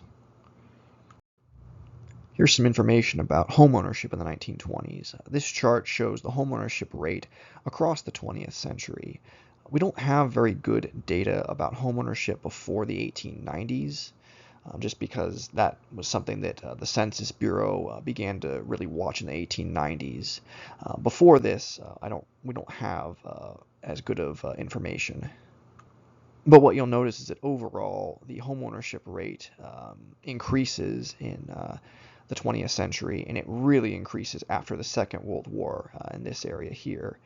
Here is the 1920s, and it does increase in the 1920s. There is a post-World War I home ownership increase. There's also a slight increase to the fertility rates as well, but it's not nearly as large scale as the baby boom that happens after World War II or the mass home ownership, mass suburbanization that happens after World War II. There is increases in home ownership, there is increases in birth rates, but not on the scale that you see after the Second World War. There's one more thing to note as well. We see home ownership as a very important thing in the United States. We see our homes as a place to live, but also as an asset. We see home ownership as being part of the middle class life, the middle class culture in America. Some would even tie home ownership to what is called the American dream. The American dream is something we'll explain in the coming weeks, but it's an idea that emerges in the 1930s. But in the 1920s, Americans on the whole, as you can see, while they were buying homes, they did not feel that it was as big of an imperative to own their own home. Americans in the 1920s actually were more interested in things like automobile ownership, owning radios, following new fashion trends and things like that. They were buying what we would call durable goods and consumables. Durable goods are things that you use for more than 3 or so years, things like a radio or a kitchen appliance or a car, whereas consumables are things like clothing that you use for just a couple of years or less. And one of the reasons for this too is in this period, and really also in the 1800s, going into debt, having a mortgage to buy a home was not seen as a normal thing or as a okay thing. If anything, it was seen as sort of irresponsible, even shameful. People had to be convinced that that was an acceptable thing to have a mortgage, because before this, people preferred to buy their homes with cash, or they preferred to perhaps take out a loan from a family member or from a close friend. That way they could buy a home. But purchasing homes with home loans, home mortgages, becomes more normal as the 20th century goes on. This does lead to higher home ownership rates. I would actually argue that today in America we often see renting as not being as good as home ownership. Renting was less stigmatized in the 1920s and earlier, and having a mortgage was more stigmatized. It's kind of the opposite today, where people would rather own their own home, even if they have a mortgage, than be renting. So there is an increase in suburbanization after World War I, thanks to automobiles becoming more affordable for the middle class. It's not nearly as large scale as what happens after World War II. And there were suburbs before the 1920s. There were the railroad and streetcar suburbs that I talked about in the Gilded Age. What you see in the 1920s, though, are kit houses, and they began selling these actually in the latter part of the 1910s, but they're going to be sold in the 1920s as well, and they're bought from mail order catalogs like the famous Sears, Roebuck and Co. catalog. And Sears Roebuck, they were like the Amazon of the late 1800s, early 1900s. Wow, Sears, the big box store, is basically moribund. They were huge in the early 20th century. They were like the Amazon of the late 1800s, early 1900s. And Sears Roebuck was selling these kit houses from 1908 to 1930. They stopped during the Great Depression. Some companies, like the Aladdin Company, they actually were going to sell these kit houses until the 1950s, but changes to construction technology replaced these kit houses after World War II. Here's some information about union membership from 1920 to 1930. At the beginning of the 1920s, you'll see that about 18% or so of American workers are in unions, and as time goes on, union membership decreases in the 1920s. As I said, a good economy, workers don't feel the need to be a part of a union. There were some labor strikes in the 1920s, particularly there were strikes in the coal industry. Some of those strikes were more successful, some of those strikes did not achieve their goals. But the Palmer raids, the breaking of the IWW, anti-radical sentiment in America, that does lead to a decrease in union membership. And union membership is going to be much lower by the end of the 1920s. It will increase again significantly in the 1930s, and you're going to learn about why that is in a future video. So think about all of the economic data about the growing economy, about increases in housing purchases.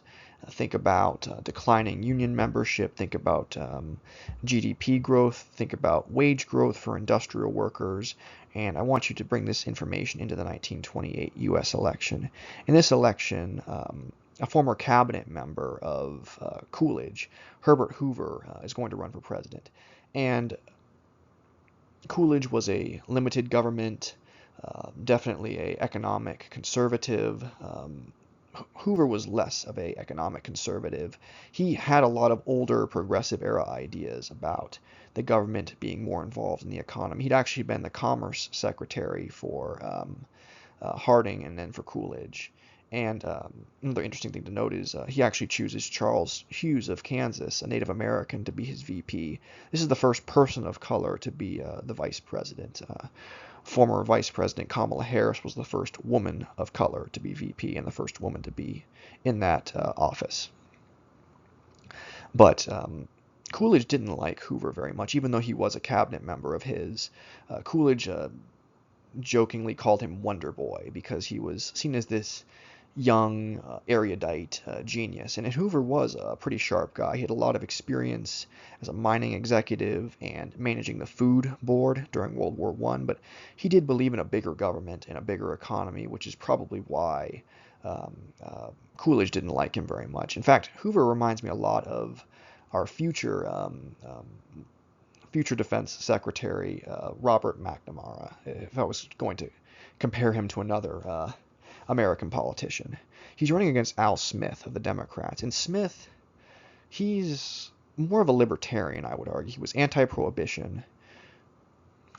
And in some ways, he was more of a limited government politician than Hoover was. He's a Northern Democrat. He comes out of New York City. He's anti-prohibition, as I mentioned before, and he balances his ticket with a Southerner named Joseph Robinson of Arkansas. Hoover wins this election in a landslide. He has some advantage being tied to the economic growth of the Coolidge administration. He even wins some southern states, Texas, Florida, and then the entire upper South. So he's cracking that solid South away from the Democrats. And Smith does manage to hang on to the strongest Democratic areas in the South, the Deep South, but he is going to do poorly in the rest of the country. He may get some votes in New England, but the problem with Smith was he was Catholic, and this was not a good time to be a Catholic person in politics. So the majority of Americans at this point are still Protestant. Anti-Catholic sentiment is very strong in the country, and it's often tied to anti-immigrant sentiment as well. And being anti-prohibition, even though prohibition is becoming increasingly unpopular at the time, religious voters still support prohibition. And they're a small voter group. When I say religious voters, I mean very strong religious voters, what we might call fundamentalist or evangelical voters today, kind of the 1920s equivalent of those voters. They were a strong but very important voter bloc, and being anti-prohibition is something that's going to drive them to not vote for you or even to vote for the other side. So being anti-prohibition hurts him, being Catholic hurts him. And then he's from New York City. He's tied to the corruption of Tammany Hall. He's seen as being corrupt as well, and so he loses pretty badly in the 1928 election.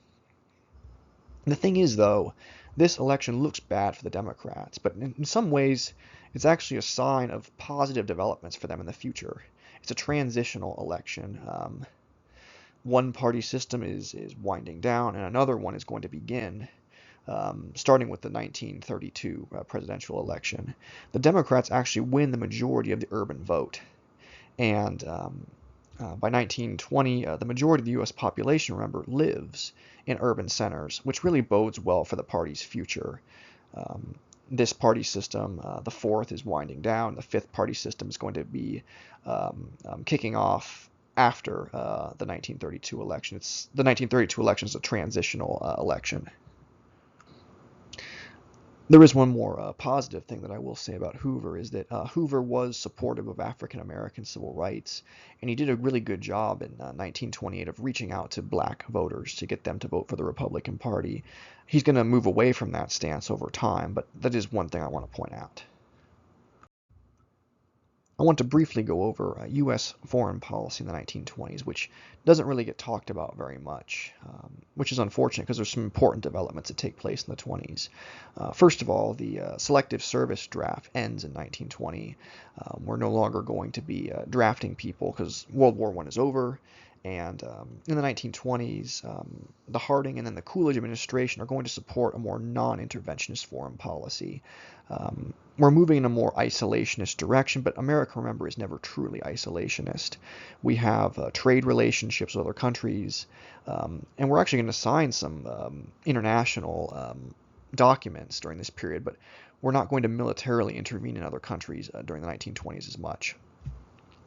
For example, the U.S. will withdraw from the Dominican Republic in 1924. There's going to be a general drawdown of these interventions in the 1920s, which really they're going to be ended in the 1930s, which I'll talk about in a future video. Again, while we are moving non-interventionist and while there are some isolationist themes, we do sign on to certain international treaties in the 1920s. The World Court. We never fully joined the World Court. That's in 1926, and then there's something called the Kellogg-Briand Pact of 1928, and that was a very aspirational international agreement in which the signatories agreed to never use war as a way to solve problems. Very aspirational. It doesn't actually work out that way. We're also going to compensate Colombia for Panama because we helped Panama gain independence from Colombia. That way we could build the Panama Canal, or rather finish the Panama Canal. We're also going to offer some loans to Germany so they can pay its war reparations.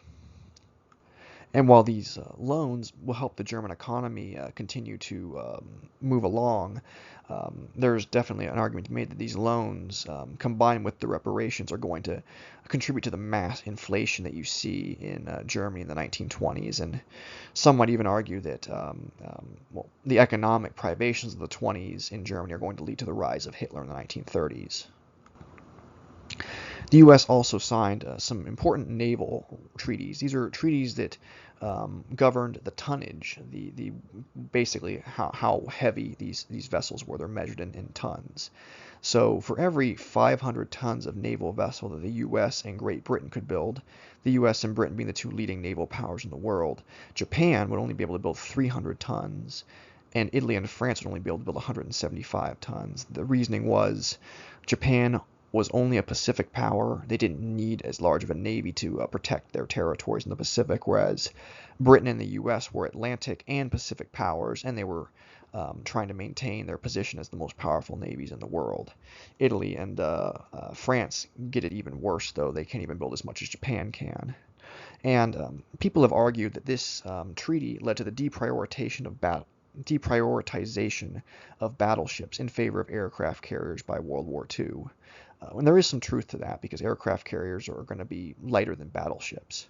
But technological changes are also at play as well. Discoveries with aircraft technology are also going to lead to the shift away from battleships and towards aircraft carriers.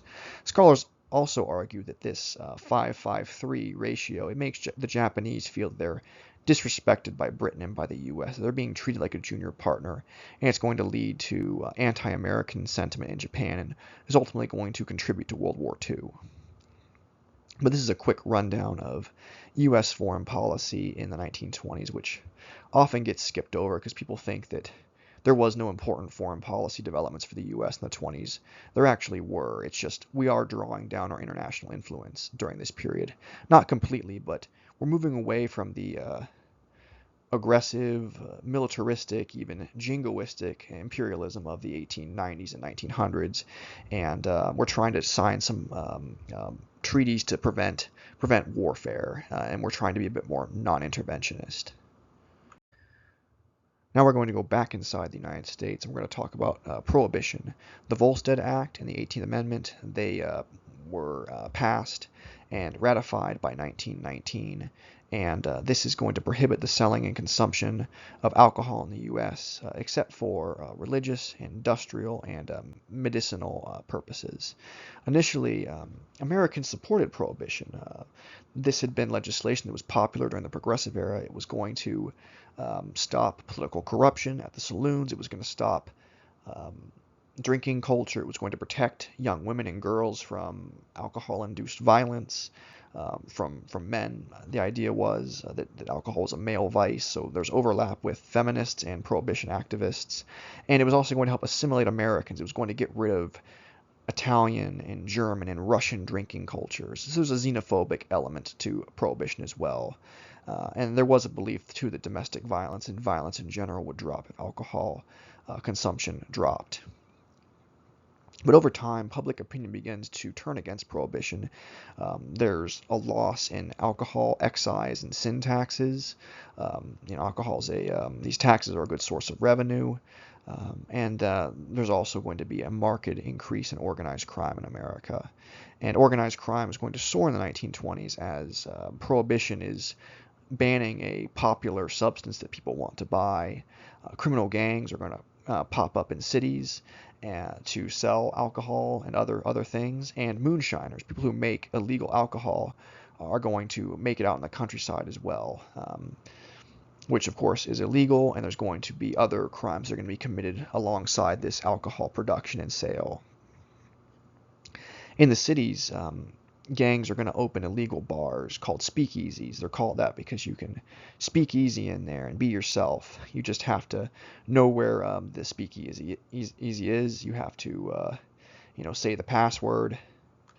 They'll ask you if you got a badge, and you'll say you don't got no stinking badge, and then they'll let you in.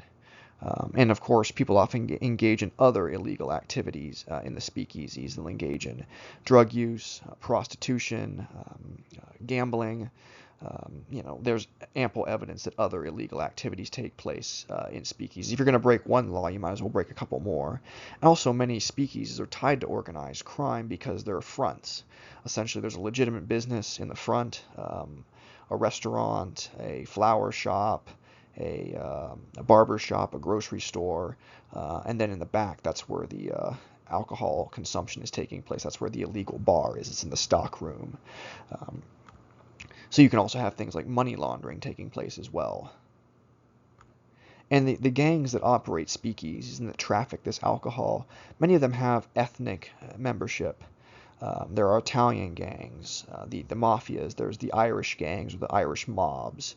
Um, I've found that most immigrant ethnic groups that come to America engaged in some kind of organized crime, whether it was the Italian mafias or it was the Irish mobs or the Japanese yakuza.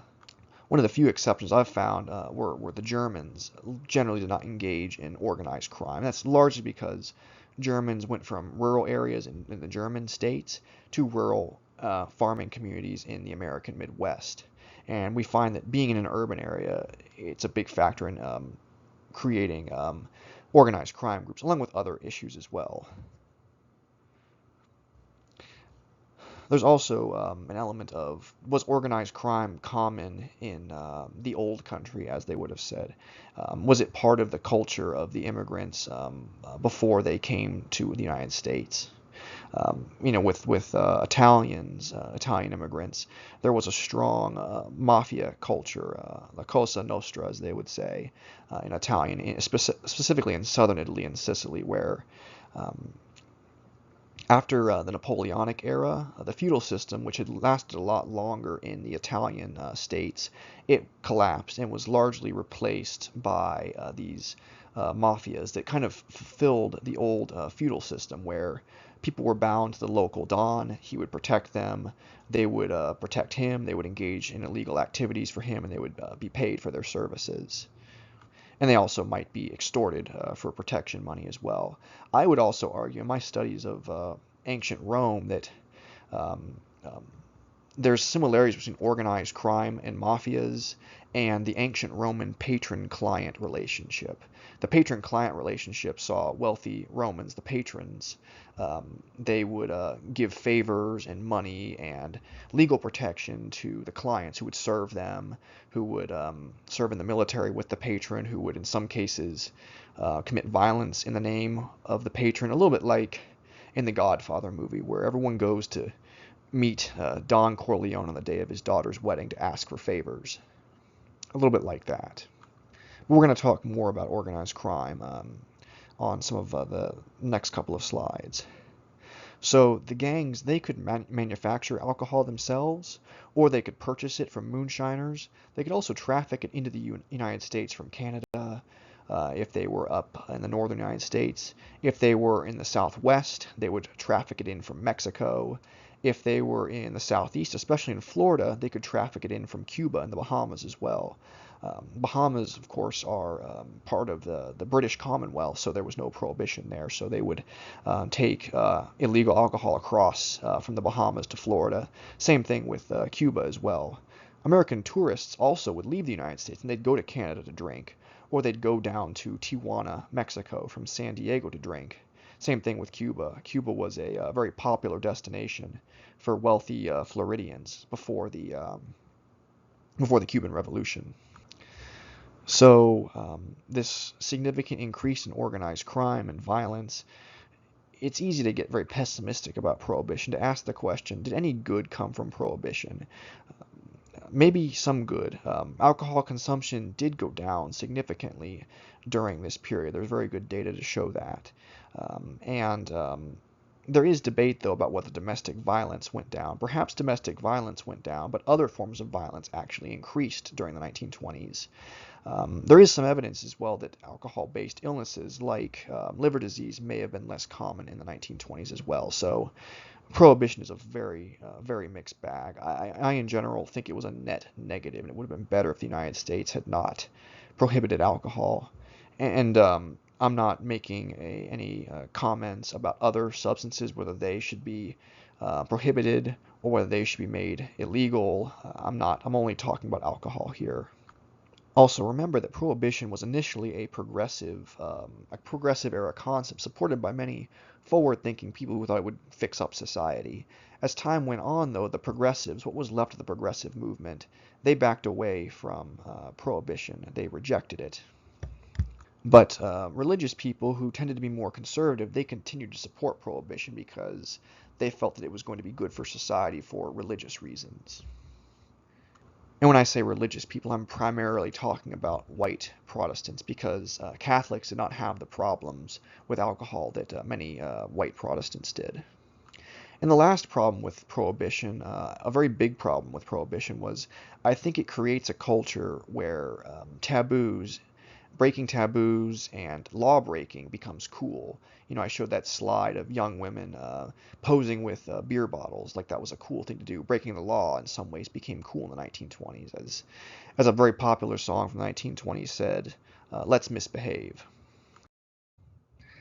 Here are some images related to the beginning of Prohibition. Prohibition, as you can see from these slides, in the beginning it was linked to the women's suffrage movement and the early feminist movement, although as time goes on, this connection breaks down because women gain the right to vote, and then prohibition becomes less and less popular as the 1920s goes on. And here are some images related to speakeasies. Speakeasies were underground bars and clubs where customers would drink illegal alcohol and engage in taboo and often other illegal activities, gambling, drug use, um, sex work or prostitution, even human trafficking. William Gibbs McAdoo, a former cabinet member for President Wilson, in the 1920s, he was a judge in New York and made going after human trafficking that was happening in speakeasy. He made that his primary focus as judge. And sometimes these speakeasies are literally underground in caves. DeSoto Caverns in Alabama, Wabasha Street in Minnesota, and then Maggie's Den in Texas. Some of these speakeasies were more secretive than others, but they're usually tied to organized crime. Sometimes the police knew about these speakeasies, and the police would, make a show of force. They'd come into the speakeasy. They'd say, "This is a shakedown. You're all under arrest." But then they would, cough and stick their hand in their pocket, and then an envelope full of cash would be put inside their pocket, and then they would leave. Maybe they even have a drink before they left. So some of these were able to operate in the open, hiding in plain sight because there was corruption going on. The local police, the local government were in the pocket of the organized crime group that ran the speakeasy. And some of this alcohol was produced by these organized crime groups. Sometimes it was imported illegally from other countries, and sometimes it was made in places like the South, where there was a long tradition of moonshining, making illegal alcohol by the night of the moon, where people would make it to dodge the tax man, but now they're making it because it's entirely illegal. So for many people, prohibition of alcohol is big business. And I should also add as well that even if you don't like speakeasy culture, you don't like the other activities that are taking place, you might still buy illegal alcohol and then drink it at home. And of course, there's many ingenious ways that people will smuggle this alcohol as well. This is a truck here that was disguised to look like it's carrying bricks and building material, but actually it's got a secret compartment for illegal alcohol. There's a strong link between rum running and prohibition and automobiles. As I said, the police often knew about these speakeasies and they would sometimes raid them. Sometimes they would just take their money and leave. Sometimes they would raid the speakeasy because the speakeasy hadn't paid them the way that it should have.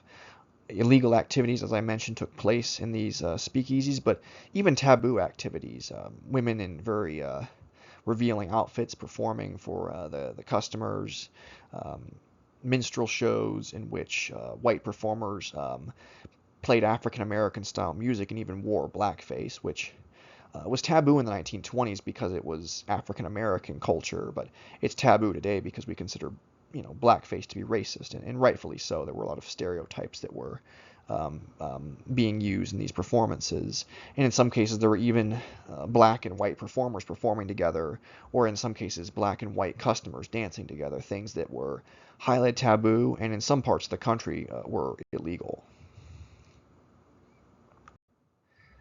I'm going to dig into organized crime a bit more in the 1920s. Gangs and organized crime expanded significantly in the 1920s as a result of Prohibition. This illegal sale of alcohol, there's just too much money to be made to not engage in it. And there already was organized crime before the 20s. It just expands. There's a lower level of risk because alcohol is a popular beverage, and the powers that be will look the other way if they're compensated. And there's a high level of reward because people want to buy this product. It's estimated that there were as many as 1,300 gangs in Chicago. Some, of course, are much larger than others. There was a very high murder rate in the 1920s, 12,000 murders when the country had 117 million people, whereas we have 20,000 murders on average when we have 330 million people. So higher murder rate back then than now. Granted, medicine was not as advanced back then. People that would be considered to be assaulted now would be murder victims back then. It does appear that crime did go up significantly in the 1920s, although crime stat collection was much less uniform and standard in the 20s than it is today. This is 100 years ago, after all. So there are many famous gangsters from the 20s. Perhaps the most famous of all was Al Capone, or Alphonse Gabriel Capone. He was a first-gen Italian-American, so he was born in the U.S. He's actually from New York City. He grew up in the Five Points slum, which was a very rough area in NYC. It was an ethnic enclave for various immigrant groups. It was the Irish Americans. Over time, then it becomes the Italian Americans, and it was a rough place to be, 5 Points. Eventually, he's going to leave New York City and move to Chicago. As a young man, he earned the nickname Scarface because he was a bouncer at a nightclub, and he got into a fight with an attendee of the nightclub, and he got slashed in the face. And he carried that scar for the rest of his life. In Chicago, he starts out as a bodyguard for Johnny Torrio, who was an Italian immigrant and a local mafia boss. Eventually, Capone will take this knowledge to found his own gang called the Chicago Outfit. And they are going to engage in bootlegging, the illegal handling of alcohol. The term bootlegging had already been around before the 1920s. It was a reference to hiding things in your boots like alcohol, because there was prohibition on a municipal level before the 1920s. And the idea is you sell this illegal alcohol, you run your speakeasies, you engage in other illegal activity, and you use the profits to pay off the police and to pay off the politicians. And you also open legitimate businesses as well. People will be loyal to you if you're the one who's signing their paychecks. And many Chicagoans actually liked Capone because he supported local communities, he engaged in some philanthropic work. Basically, it's PR, it's public relations. This is the first real decade of the 20th century, so it's the decade that public relations really emerges in a modern sense. The thing is, though, over time, Capone's gang becomes more violent, and Capone himself also begins to engage in more personal violence. Usually he had lieutenants and henchmen who would go out and attack people or even murder people. But Capone, there were reports of him getting much more aggressive and beating people to death and things like that. Some people think that he may have developed a sexually transmitted illness, possibly syphilis, that was causing him to develop mental illness that was making him more aggressive. But public opinion begins to shift against him. And you really notice this after the St. Valentine's Day massacre of 1929. February 14th, 1929, Capone's men, they go into the base of another rival gang, the gang of William Bugs Moran, a Canadian immigrant, actually of Irish ancestry. And Capone's men went in and they killed several of Moran's men in a really cold-blooded execution-style murder. Capone's men were wearing heavy trench coats. They were basically disguised as undercover police. They went into Moran's base. They put Moran's men up against the wall. Moran's men went along with it because the police would often make a show of force in these organized crime dens to show that they were trying to stop crime when they actually weren't. But instead of just, going through the motions or collecting their money, they turned around and shot Moran's men with Thompson submachine guns and with shotguns. And this was really an awful massacre. It led to Capone being referred to as public enemy number one by the FBI. And there was increased calls to arrest Capone and arrest and stop organized crime, and there was often a xenophobic, even anti-Italian edge to these calls to end organized crime. In the end, though, the FBI only catches Capone for tax evasion, and they don't get him until 1931, and he only goes to prison for about 6 years for this crime. He gets out of prison early because of his health problems related to his STIs and his mental illness. He was really far gone at the end. So far gone that he was trying to go fishing in his swimming pool. He was not a good man, but it's still a sad story. Some other famous gangsters from the period are people like Arnold, Mr. Big Rothstein, who, alongside another gangster named Meyer Lansky, and another named Charles Lucky Luciano, they actually fixed the 1919 World Series, which is actually referenced in the literature from the period, namely F. Scott Fitzgerald's The Great Gatsby. And there's others like Ben, Bugsy Siegel, and there's also gangsters in places like Las Vegas. That's where Siegel was active, and then there's others like Dutch Schultz in New York City. These gangs are often ethnically based. There's Italian gangs, Jewish gangs. That is a trend you'll notice with these ethnic enclaves. There's going to be ethnic gangs. As people are facing discrimination in the United States, they will turn to illegal activity to make ends meet and to protect their own communities, or because there was a gang culture in their home country as well, they're going to bring it to their new country. You see this in diasporic cultures around the world.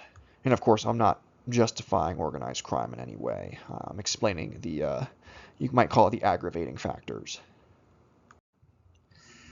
Here are some images of young Al Capone, him as a child with his mother. I can imagine his mother was probably not very pleased with her son's life choices. And here he is with members of the Chicago outfit. It looks like they've been arrested and they're in a police lineup in this image.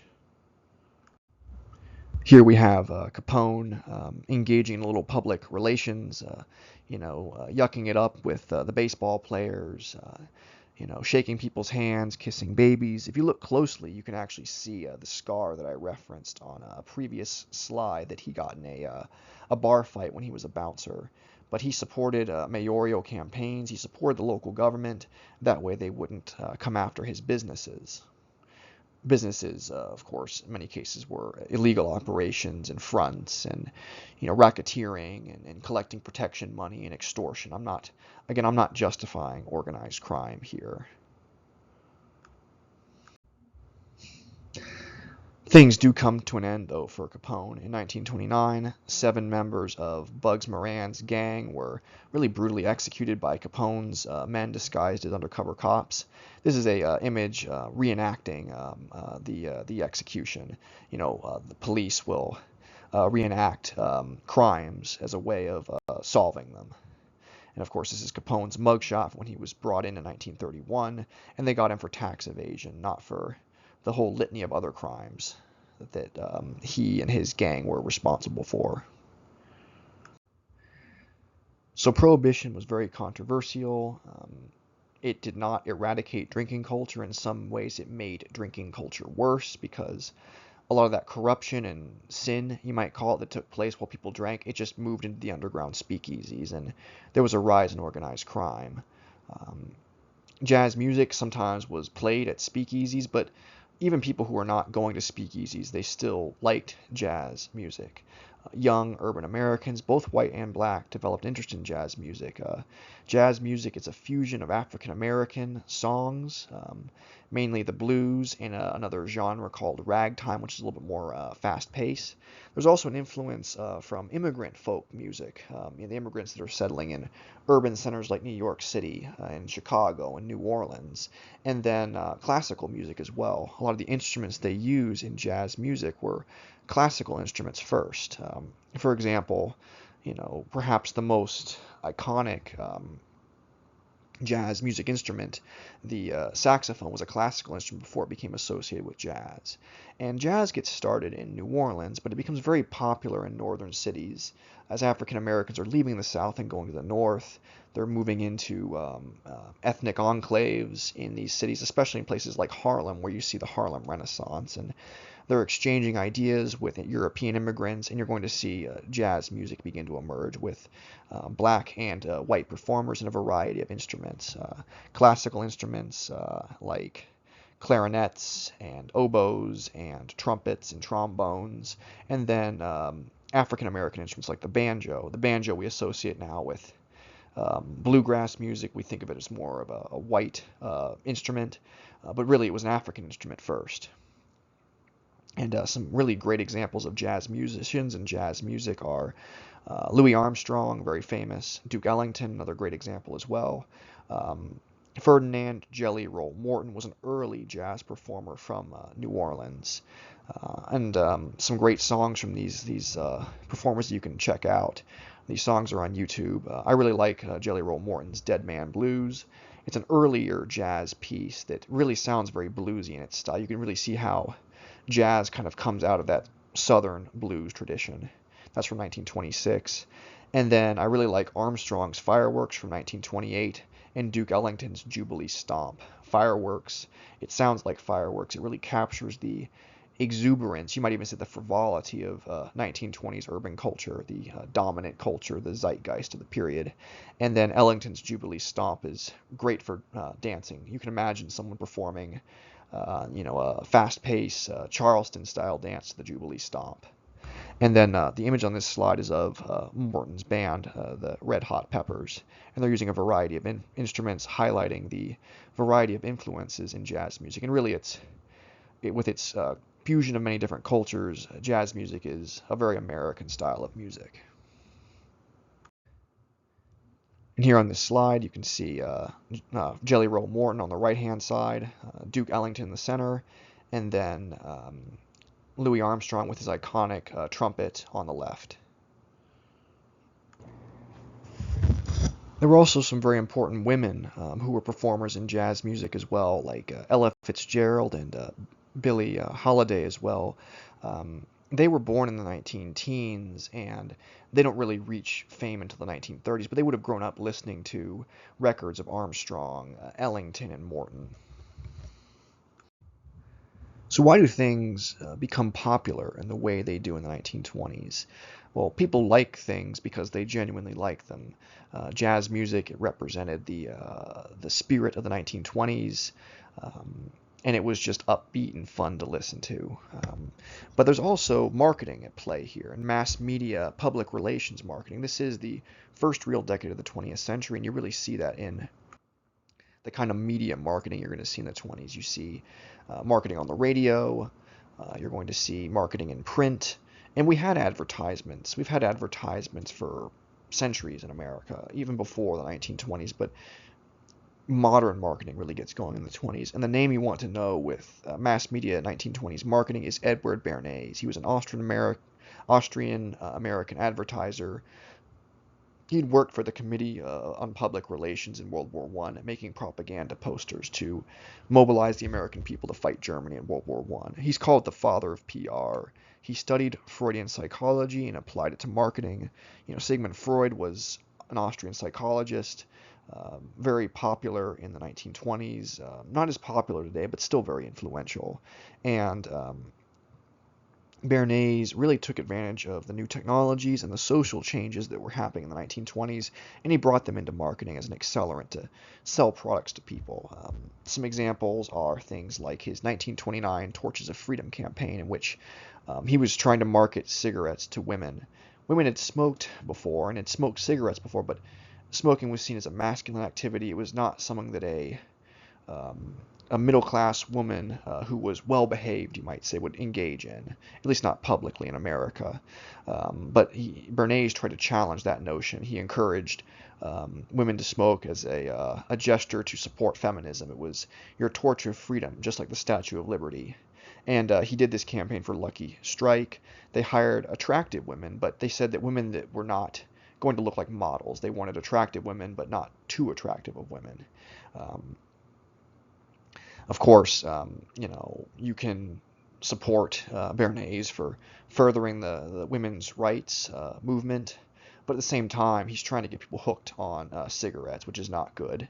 And Bernays himself actually had a very low view of women. He believed they had an oral fixation, and therefore it would be easy to sell them cigarettes that you put in your mouth. And also, he had a very low attitude towards consumers as well. He thought that people were basically sheep who could be tricked with propaganda to buy products. The field of consumer advocacy had not emerged yet in the 1920s. And a lot of his techniques, though, are still in use today. Linking a product with a social cause, that's definitely something that is still done in marketing today, in advertisements today. Medical professional testimonials, 9 out of 10 dentists like this type of toothpaste. Bernays was the master of that, and he did that actually with bacon and eggs, specifically with bacon. A meat packing company was trying to sell more bacon, so Bernays sent out questionnaires to doctors asking them about, is it better to eat a healthy breakfast of bacon, a hearty, thick breakfast of bacon, or to eat, nothing, or to eat a very small breakfast? Because usually in the 1920s, people had small breakfasts of a little bit of coffee and a little bit of bread, but Bernays, working for a meatpacking company, convinced people that a big, hearty breakfast of eggs and bacon was much better for you.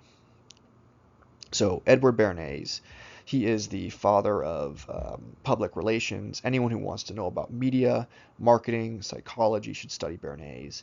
And his name is going to come up again quite a bit in the future. He's also going to be making propaganda even after World War II. And of course, the final thing we might critique Bernays for, besides his low opinion of women, getting people hooked on cigarettes, his low opinion of consumers, is perhaps he's popularizing false notions about health. Again, that cigarettes are really not that bad for you, that, high fat, high cholesterol foods like eggs and bacon are actually healthy. But again, this is the first real decade of the 20th century, and Edward Bernays, with his role in mass media and marketing, helps to make that possible.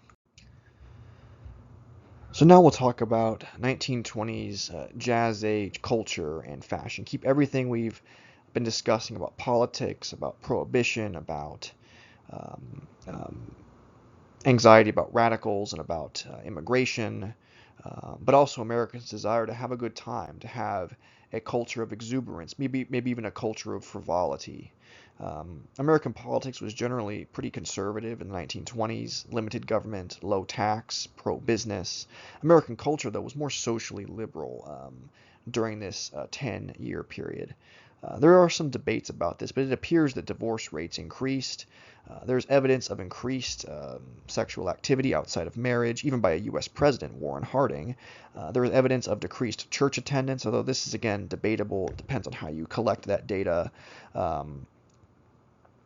Birth rates, there's debate about this as well. It appears that in some cases birth rates did decline in this period. And of course, there's this culture that evolves around resisting alcohol prohibition. That culture of law breaking, of breaking taboos, also develops during this period. Political conservatism, social liberalism. And of course, there's going to be backlashes to this social liberalism. Americans' understanding of gender and femininity changes in the 1920s. The 19th Amendment gives women the right to vote in 1920. You see this in the 1920 election. There's the emergence of the flapper culture. The flapper being a term for a young woman that was engaging in jazz age culture, questioning older traditions around gender. The term actually was, we believe, was in use before the 20s, but it's associated with the 20s. There's also more jobs available to women as well outside of the home, thanks to urbanization and thanks to World War I. And flapper culture allowed for women to be more sexually promiscuous than women in the past. Also, women could engage in more male-coded activities like playing sports. They would perform fast-paced and in some cases revealing dances like the Charleston or the cakewalk, which was a little bit easier. That's why it's called, why we get the term cakewalk from. Engaging in drinking and alcohol, which was supposed to be a male activity, and it's an illegal activity. Women are smoking in larger numbers, thanks in part to people like Edward Bernays, and they're also driving automobiles now, which was previously seen as more of a masculine activity, but automobiles are becoming cheaper and more affordable, so more people, including more women, are going to be driving them. Fashion changes. Young women who want to engage in the flapper culture, they're cutting their hair short into the bob style, which was seen as being kind of boyish and sort of mixing gender norms between the sexes. At the same time, flappers are also wearing shorter skirts and dresses that also tend to be a bit looser in the waist. They're good for moving around. They're good for dancing and playing sports. Women are also wearing more makeup as well. You can see this in images, and I think they're copying what they're seeing on the silver screen, what they're seeing in theaters, and what they're seeing in advertisements. They're being sold a variety of products, so people are going to purchase these products. In some ways, they are getting to be a bit more androgynous with their hairstyles. In other ways, though, they're actually trying to show off their femininity and their sexuality in new ways.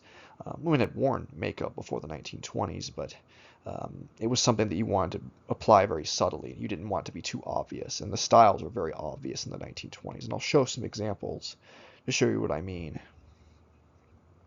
And really, sex before marriage, sex outside of marriage becomes less taboo. It's still taboo, but the taboo is actually what makes it exciting. This was part of the fun of the 1920s, was breaking the rules. And really, there are many sexual revolutions in America. The 1920s was a sexual revolution, just like there was a sexual revolution in the 1960s. Things like prophylactics, condoms, become more available after 1918 due to the weakening of what are called the Comstock laws. The Comstock laws were anti-obscenity laws that made certain materials, they rhyme with pornographic materials. Again, can't always say everything on YouTube. But things like condoms became more available because of changes to the laws, and also because of World War I, concerns about sexually transmitted illnesses. And some famous young women who really embodied this flapper jazz age culture. It's largely wealthier women from the upper class who often are actresses.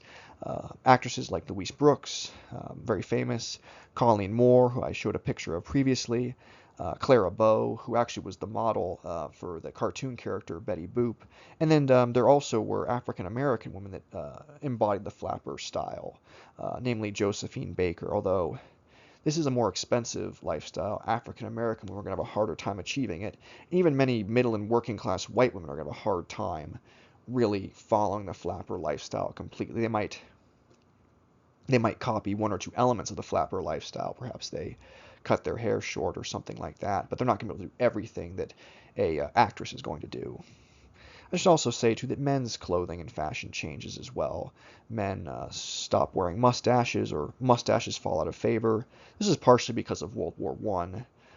Having a mustache could mess up the seal on your gas mask. War often changes men's fashion.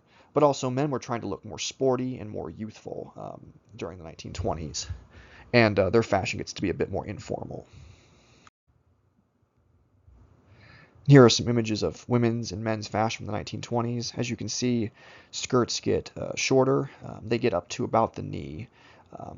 If you showed off your knee, that was edgy and taboo, which that was part of the fun. In fact, some women would even put red makeup on their knees. It was called rouging your knees, and it was to kind of highlight that you were showing off a bit of knee, and that was an edgy, taboo thing, which again, 1920s zeitgeist was about breaking the rules.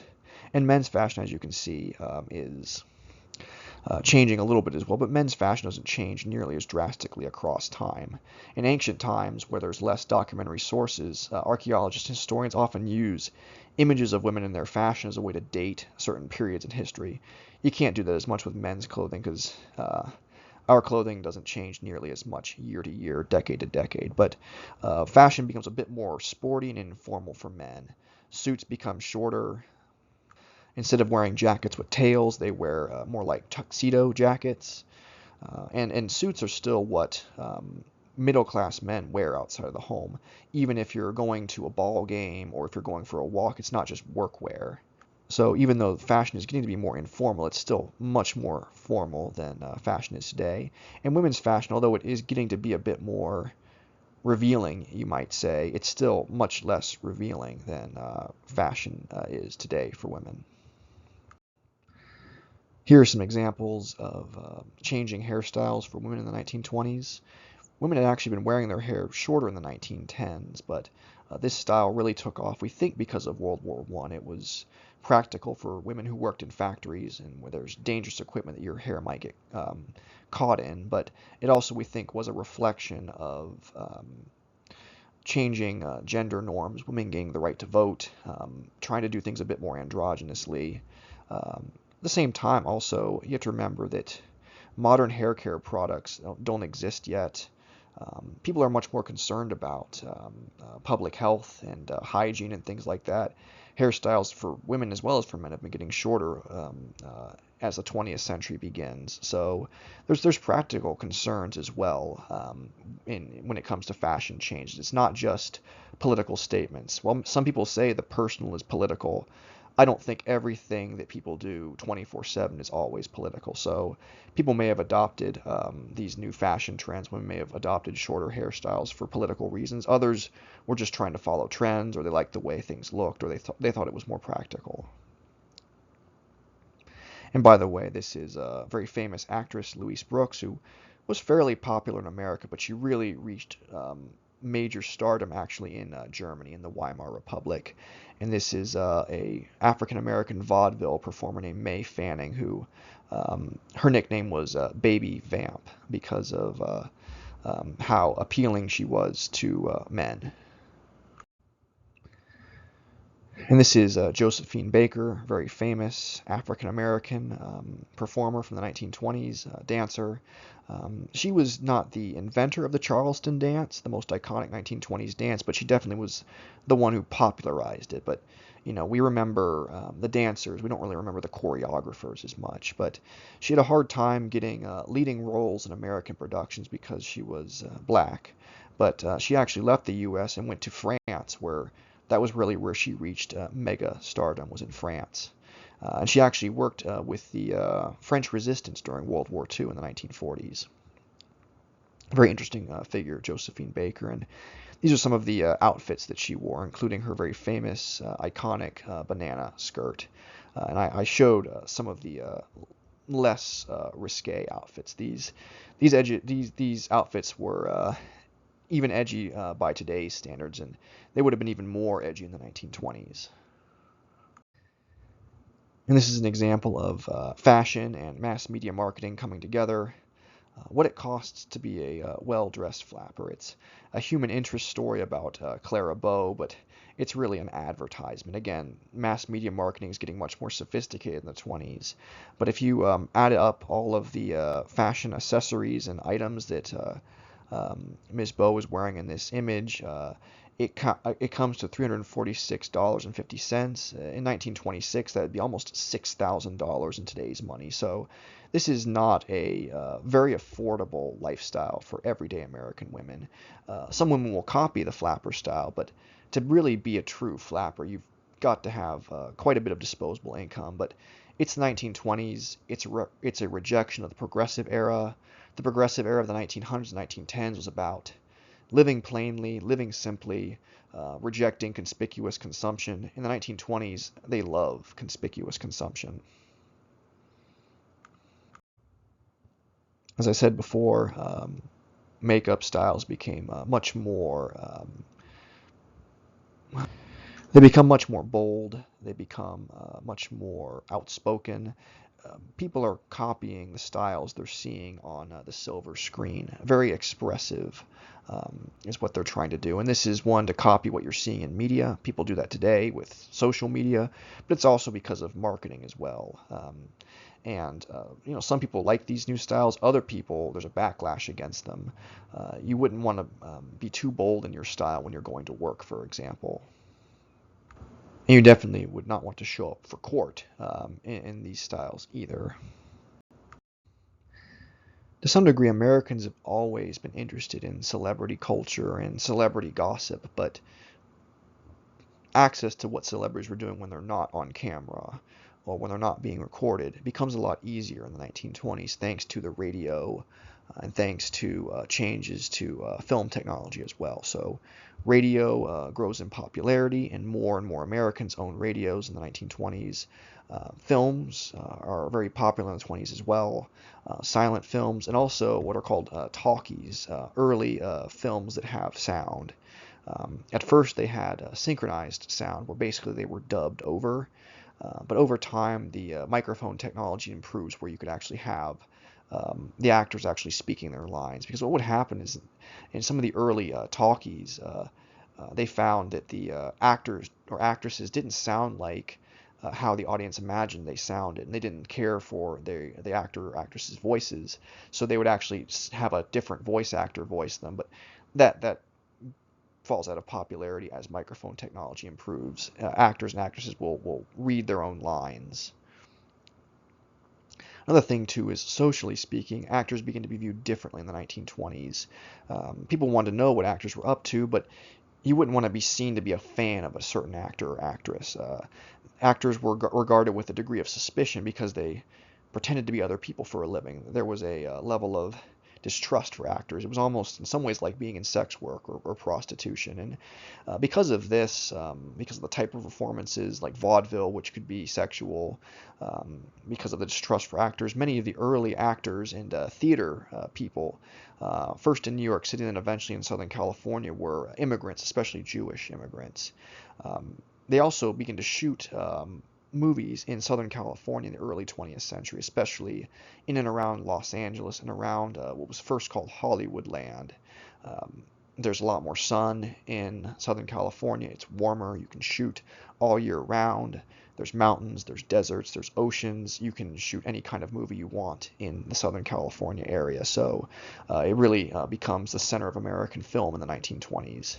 And the land part of Hollywoodland was demolished in 1949, at which point it became Hollywood. And at first it was a housing development, but then it became the headquarters of the American film industry. Sports really grow in popularity in the 1920s thanks to mass media, mass marketing, radio technology, and then some uniquely talented athletes. Americans have been playing sports since colonial times, and professional athletic teams developed after the Civil War, but professional sports become much more available thanks to mass media and marketing and changing gender roles. It became more acceptable for women to attend sporting events. Partially because of Prohibition, there was less alcohol being consumed while sports were being played. The image on this slide is of baseball player Babe Ruth. He played for the Boston Red Sox, the New York Yankees, and eventually the Atlanta Braves. He played in the outfield, but he also pitched as well, and his batting average was about 3.342. So really amazing batting average, one of the all-time greats, and he really revolutionized the sport of baseball, made it a much more interesting and dynamic game. They used to call him the Sultan of SWAT because he could really smack a baseball and get home runs. Before the 1920s, before Babe Ruth revolutionized the game, baseball was much slower. It was a lot of bunting and getting walked to first base, and it wasn't as interesting to watch. Some people today might say that baseball is not interesting, but Babe Ruth really made it much more exciting and helped to really cement baseball as America's national pastime. And how was he able to do it? He was a big guy. He was about 6'2" and over 200 pounds. He was bigger than the average American at this point in history by quite a bit. And we think that he had very good vision, which allowed him to see the ball and just time it perfectly with his bat. And we also think that he may have had extra flexible joints, almost like being double jointed. So an amazing athlete. And then he was in a time where sports were much more available, and the norms of the period made sports more accessible. But I'm going to give some more examples of how sports changes in the 1920s and becomes a bigger part of American culture. This is heavyweight boxer Jack Dempsey, who revolutionized the sport of prize fight boxing. He was 6'1" and 187 pounds, really a brilliant athlete, and technological changes with radio and changes to sporting venues related to prohibition, and even changes to boxing gloves, which allowed boxers to hit a lot harder and be able to turn their knuckles towards their opponent rather than having their knuckles and arms up higher to block blows. This makes boxing a much more exciting and interesting sport to watch. So as I said, it's the confluence of uniquely talented athletes and technological changes, and then of course mass media, which make sports much easier to follow. And Dempsey himself, he had over 60 wins, 50 of which were from knockouts, and he only lost 6 matches in his career. American football also increases in popularity in the 1920s as well.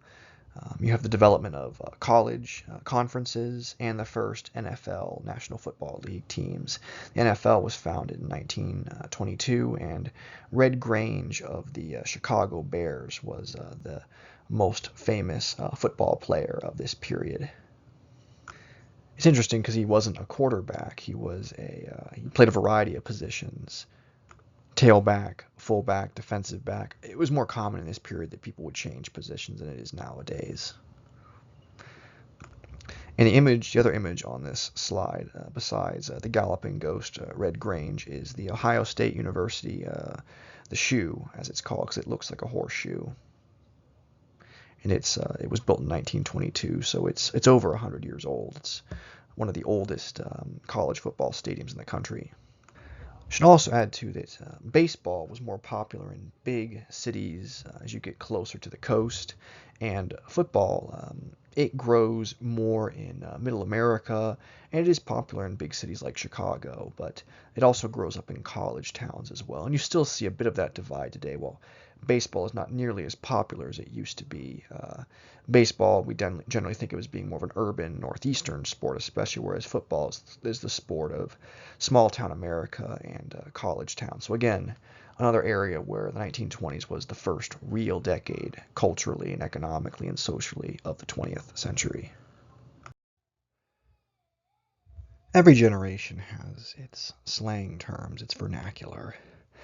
And slang terms are part of coming of age, growing up, rites of passage, but they're also a part of the spirit of the time, the zeitgeist.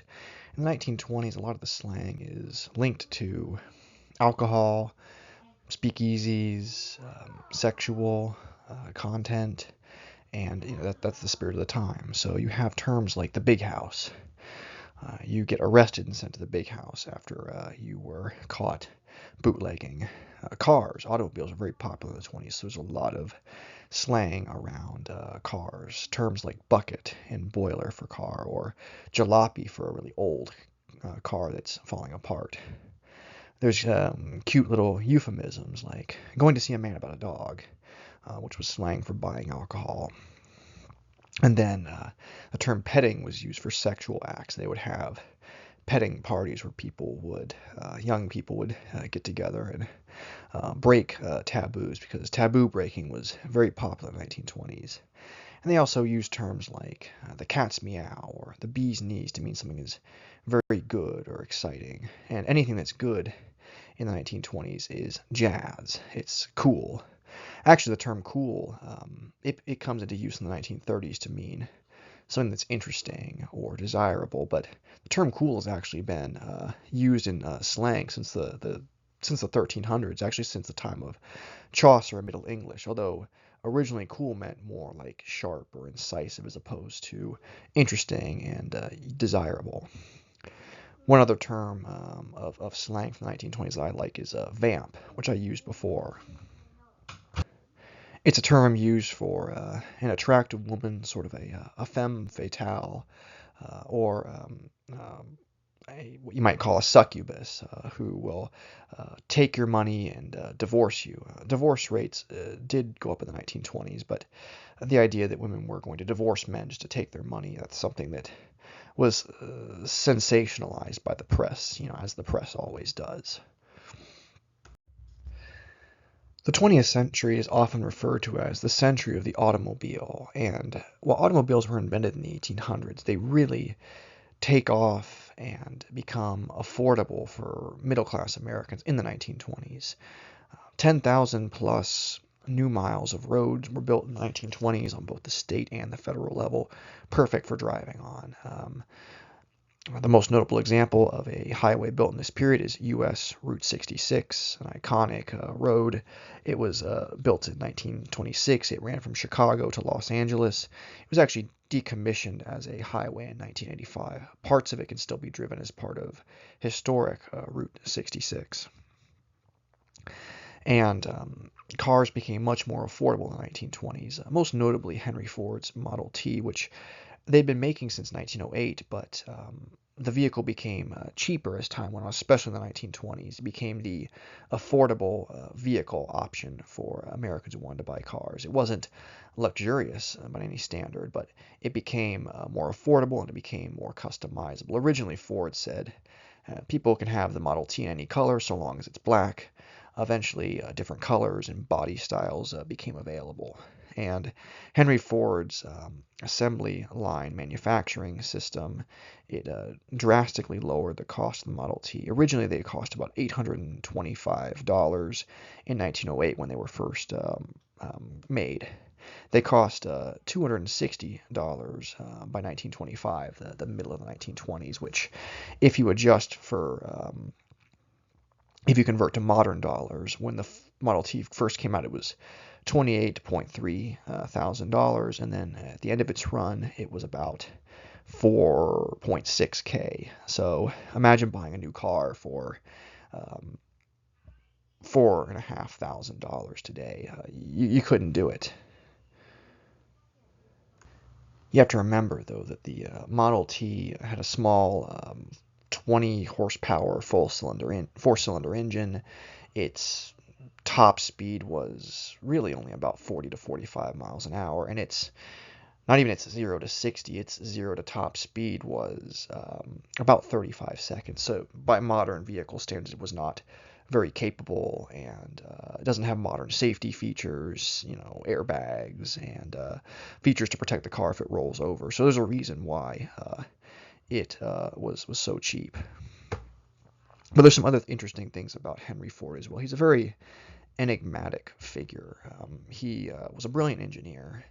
He was a very conservative guy and a very traditionalist guy, and he really hoped that cheaper automobiles would help rural America get better jobs in the city and kind of keep up with a rapidly changing society, because rural people were really struggling in the 1920s, as I showed on previous slides. And he hoped that having these automobiles would help rural people have the benefits of 1920s urbanization and economic growth while still keeping their provincial values.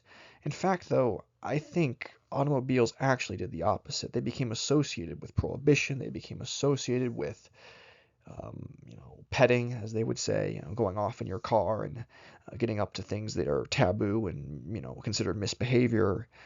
They actually make social liberalism in many ways spread from the urban areas out into the countryside, at least in the context of the 1920s. But Ford and then other companies as well that made cars, 60% of families had at least one vehicle in their household by the end of the decade. So car infrastructure is really being built up in the 1920s thanks to cars becoming cheaper and more affordable. But there are other vehicles that are made in the 1920s. Ford will eventually phase out the Model T for the Model A, and he's going to be competing with other companies like Billy Durant of General Motors, the Dodge brothers of Dodge, and many organized crime leaders really liked cars. They became associated with prohibition and organized crime. Al Capone, for example, had a green Cadillac with machine guns on the side. But again, with Ford, he's a very enigmatic figure. He once said, "History is more or less bunk." Ford had very little formal education. Even though he said that about history, he sponsored historical museums and collections in Michigan, where he lived and where his plants were. And Ford really hated unions. But what he did was he paid his workers double what the competition paid. That way they would not want to go on strike. He also gave them a 40-hour work week so they would have more free time. And also the idea was if he paid his workers more, they could afford to buy his cars, which would increase his revenue, and basically he would get free advertising because Ford employees drove Ford vehicles. Um, he was also a very pacifist figure. He was very forward-thinking in many ways when it came to technology, but he was also deeply anti-Semitic as well. And here are some images of Henry Ford and of the Model T that eventually could be customized, and different models were at different price points based on the size of the vehicle, its features, and then of course there's the needs of the customer as well. A single person might be able to get by with just the runabout, but a family might need the sedan to fit all the kids. If you like to go for long drives out in nature with the top down, you might get the touring car. Or if you're really trying to impress your neighbors and keep up with the Joneses, you might buy the coupe instead. So the Model T did become more customizable as time goes on, but eventually it was phased out for other models. Air travel and aircraft technology also proliferated in the 1920s as well. It was still not something that everyday Americans would do on a regular basis, but more people did fly in the 1920s. For example, about 20,000 people would fly per year in 1920. There were about 417,000 people who would fly by the end of the 1920s. Again, it's wealthier people, business people, people flying for emergencies, and then the military is using aircraft as well. In 1927, Charles Lindbergh, he flew on the first transatlantic nonstop flight from New York City to Paris. He accomplished this on the Spirit of St. Louis. It was to show American technology and American bravery as American aviators were crossing the Atlantic without stopping. Certainly a very heroic thing to do, although some of Lindbergh's other ideas are not as good. He had some very similar ideas as Henry Ford when it came to Jewish people. And he also had some support for Nazi Germany as well. Although once World War II began, he was on the side of the United States. Airmail service was expanded in the 1920s as well, thanks in part to the efforts of Charles Lindbergh. So he's another enigmatic figure who there's positives and there's negatives about him. Also, his wife was a very well-known female pilot, or aviatrix with an X. That's what they used to call female pilots back in the day. His wife is up there with Amelia Earhart in terms of women's aviation. There also were developments with military technology and military strategy and aircraft. Remember, battleships are falling out of favor. Aircraft carriers are beginning to take over, and one of the guys who really makes that possible is General Billy Mitchell. In the bottom image on the slide, he said that air power was the future for the U.S. military. He demonstrated this by sinking old battleships, decommissioned battleships, as a demonstration of the power of aircraft. And he really risked his career because he was challenging established military doctrine. He eventually was court-martialed for other reasons, but he eventually did resign from the service. But he was right in saying that the future for the U.S. military was air power, whether it's ground-based aircraft, land-based aircraft, or aircraft carriers. The 1920s was a time of technological innovation and social change. It's the first real decade of the 20th century. You really see the urban-rural divide begin to emerge in the 1920s. And when I say that, I mean a cultural divide between urban people and rural people. And this is in part due to the economic prosperity in the 1920s largely being confined to urban areas. Many rural areas struggled with low grain prices, with farmers having a hard time finding work and selling their products. Natural disasters also were a factor. And, the fact of the matter is, after World War One, farmers who had been doing quite well in the World War One years because their competition had been drafted into European armies, now they're competing with European farmers again. So they're actually dealing with some of the same problems that were an issue for farmers during the populist era in the 1880s and 1890s. You have to also remember that most rural Americans did not have reliable electricity or indoor plumbing. Battery-operated radios, though, as I said, were very popular because you could listen to the radio and not feel so isolated on your farm or homestead. And there's no populist party in the 1920s. The Democratic Party and the Republican Party are both largely conservative parties, and they're thinking about business interests.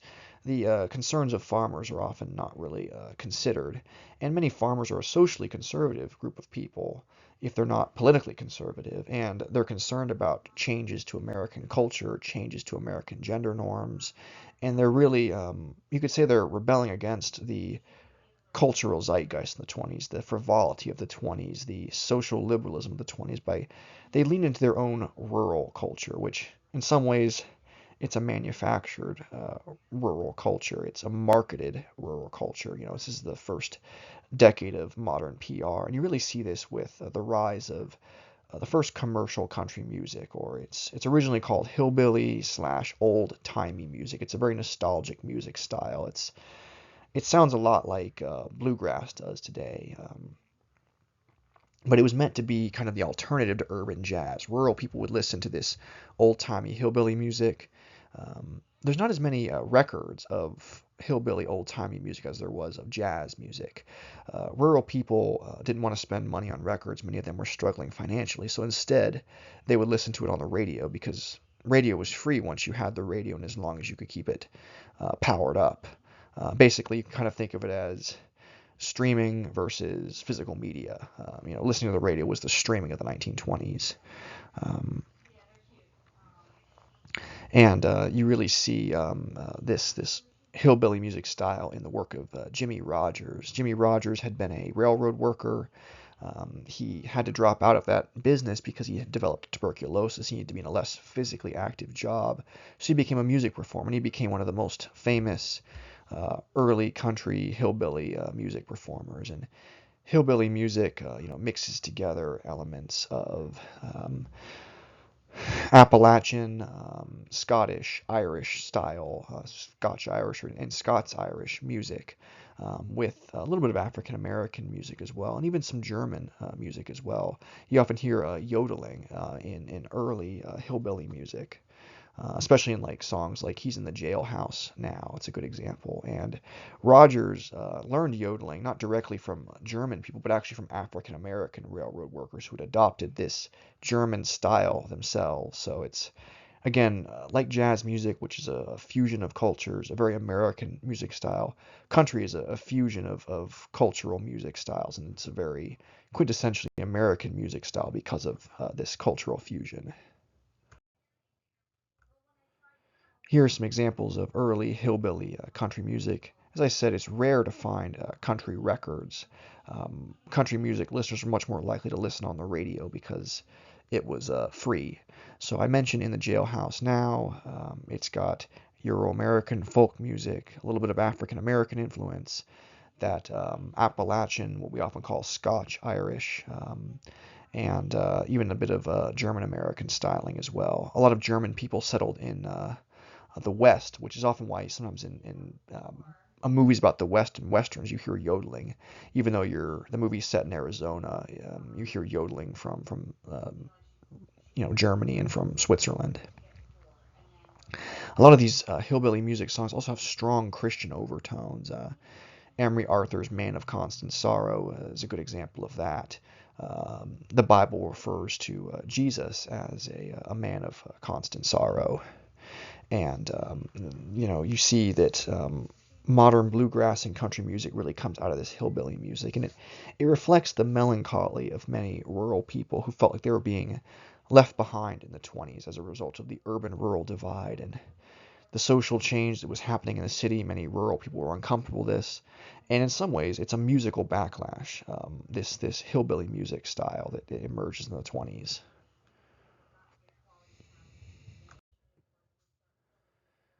This slide has images that illustrate the urban-rural divide. In the city, people were listening to jazz music. They were dancing the Charleston. In some cases, black men and white women were dancing together. Very taboo, but breaking taboos was a big part of 1920s dominant culture. In rural areas, though, everyday Americans in rural areas are much more focused on just trying to survive, trying to scrape by, dealing with low commodity prices, dealing with falling wages. Here you have women in Utah milking a cow. You have poor school children in parts of the Midwest, families just struggling to get by. You do notice that many of the women in these images, they've adopted the shorter bob style, but I think in rural areas, people were not trying to challenge the gender norms of the area as much as they were just trying to be practical, trying to get by. That was what people in rural areas were concerned with. If they're following trends, it's because of personal choice as opposed to a desire to push for breaking taboos.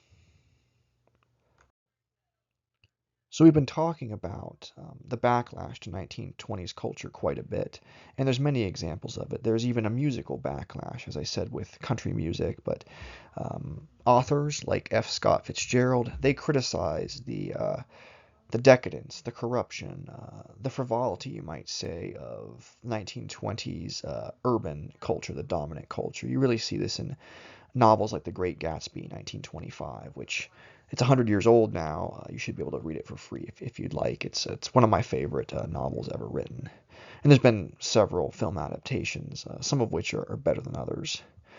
And a lot of socially conservative and religious people who were not happy with the social liberalism of the 20s. Remember, it's a politically conservative decade, but a socially liberal decade.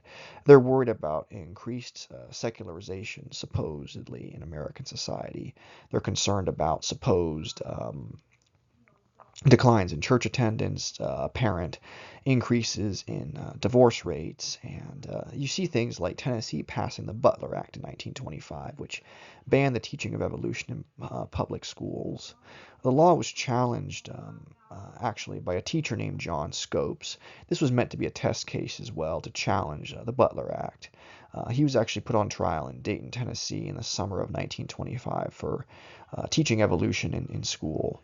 And Scopes was defended by liberal ACLU lawyer Clarence Darrow, the same lawyer who defended Eugene Debs in the 1890s during the Pullman Railroad strike, a very kind of liberal lawyer in American history. And the state of Tennessee was represented by none other than William Jennings Bryan, who had been a progressive as a young man, but he's now more on the side of the religious conservatives because Bryant was very religious. And the trial was a national sensation. It got national attention. Americans flocked to the town of Dayton to go to the courtroom to listen in on the trial. They would read news reports and hear broadcasts about it. It was a national sensation. It was like a big criminal trial and a celebrity trial rolled all into one. Imagine the O.J. Simpson trial of the 1990s and the recent Johnny Depp Amber Heard trial rolled into one, that kind of popularity. In the end, Scopes was found guilty. He was fined $100, about almost $2,000 in today's money. But the whole point of the trial was to draw attention to Tennessee's law against the teaching of evolution, which many people saw as regressive and as backward. And really, religious people and religious fundamentalists, they come off looking really bad and out of step with the times because of the Scopes trial, especially William Jennings Bryan. He looked ignorant. He looked like he wasn't prepared for the trial. Clarence Darrow really made him look rather foolish, like he hadn't thought about his own personal beliefs very much. I will say, though, in Bryan's defense, one of the arguments that Bryan made was that um, teaching of evolution and some of the contents of the textbook, which was called Civic Biology, were racist. There were arguments in the textbook that white Caucasian people were the superior race and that they were superior to Asians and African people, and they used a lot of racist terminology from the period to defend that. So, Bryan did make some good arguments, but in the end, he came off as looking ignorant, as did many of the religious people who were against the teaching of evolution in the school. But there are, of course, more violent and aggressive backlashes as well. The KKK will have a resurgence in the 1910s and the 1920s, as I've alluded to before. And eugenics remains popular in the 1920s as well. It had begun in the 1880s in Great Britain, and it becomes quite popular in the 1920s US as well. Remember, during this period, America bans immigration for the most part from anywhere outside of Northwest Europe. It wasn't banned completely, but there were very strict quotas that were implemented on Southern and Eastern European immigration so as not to alter the ethnic demographics of America. There also was a desire to lower the birth rate amongst poor people, immigrants, and African Americans as well. And you see this with Margaret Sanger, the founder of the American Birth Control League, which eventually will become known as the Planned Parenthood Federation, which is still around. And Sanger is a very polarizing figure. And the image on this slide is of journalist H.L. Mencken. He covered the Scopes trial. He actually was the one who referred to the Scopes trial as the monkey trial, a reference to evolution, a reference to the state of Tennessee and its people. Mencken was definitely on the side of John Scopes. He also was very critical of Southern culture and of Middle American culture. He saw it as backward and ignorant. He definitely represented the urban perspective in the 1920s. H.L. Mencken. And here are some scenes from the Scopes trial. It was the middle of the summer, no air conditioning. Everyone stripped down to their shirt sleeves. They took their jackets off. They loosened their ties. Anytime you see a courtroom drama where everybody's taking their jackets off, it's a reference to the Scopes trial. And here is the defendant, John Scopes. Here is a microphone to pick up the trial for radio broadcast. And here is Bryan sitting next to Clarence Darrow. And, Darrow really made Bryan look very ignorant, silly, and out of touch. Bryan actually died shortly after the trial ended, probably just from exhaustion after this ordeal of a hot, long trial in the summer in the South. And also because, he'd been made to look pretty bad. And any time you watch a courtroom drama where there's a very grandiose, very loquacious, lawyer in the courtroom who's got a thick Southern accent, they're referencing William Jennings Bryan in the Scopes trial. And there's been stage plays based on the Scopes trial. There's even movies like Inherit the Wind, which came out in 1955, which was based on the Scopes trial. It also was referencing McCarthyism in the 1950s as well. Here is Margaret Sanger, the founder of the American Birth Control League, which became Planned Parenthood. Sanger herself, she'd come from a working class family. She was one of multiple children. Her mother was very sick, and she believed that because her mother had had so many children, had not had access to inexpensive legal contraception, she had so many children. If she'd had fewer children, then she might have been happier and healthier.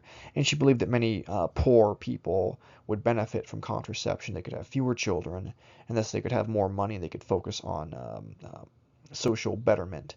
And she had some other radical political views, and some of her views, though, about race would be considered racist today.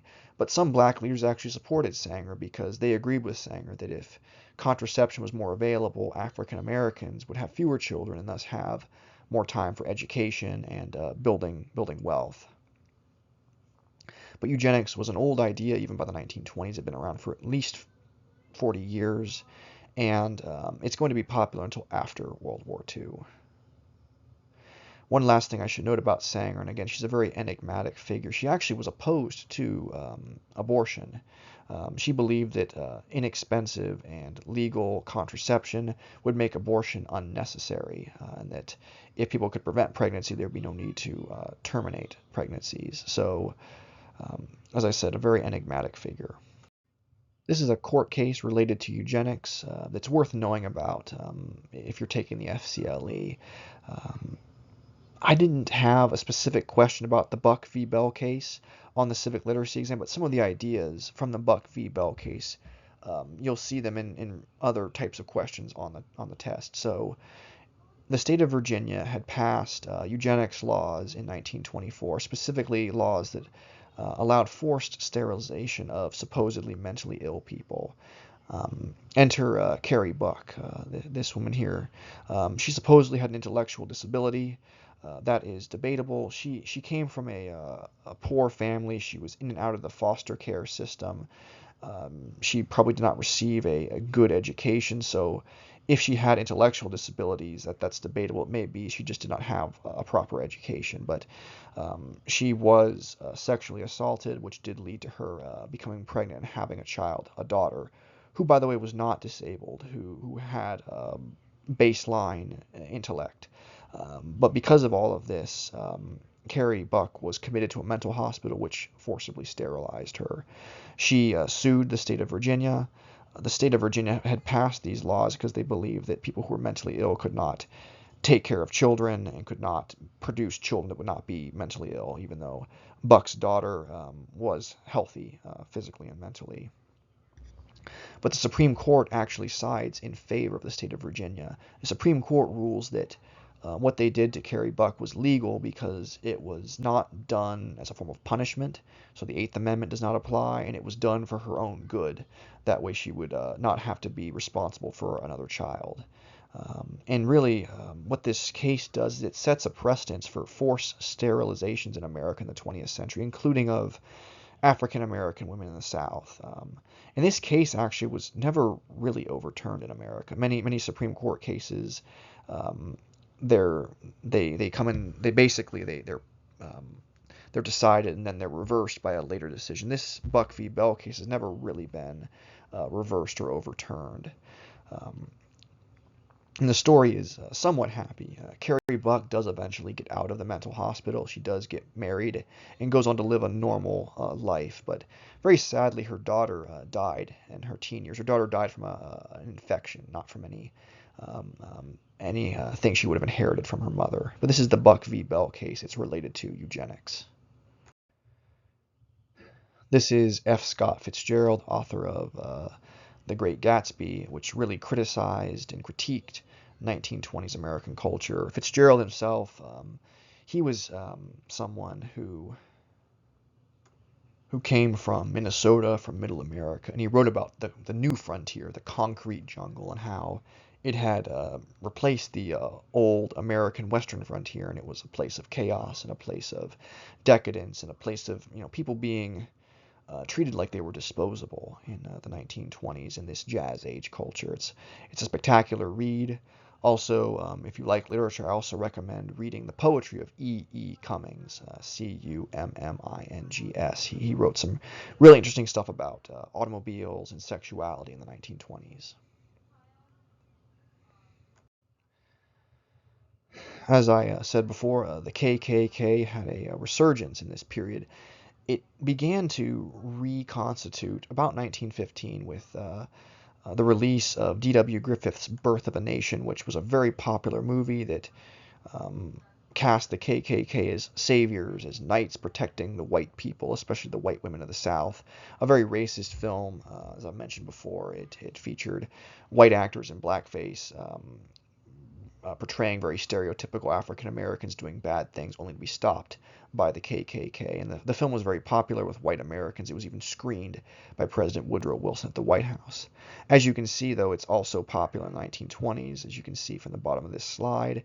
And the KKK could operate much more openly in the 1920s. They could march in Washington, D.C. Without wearing masked hoods.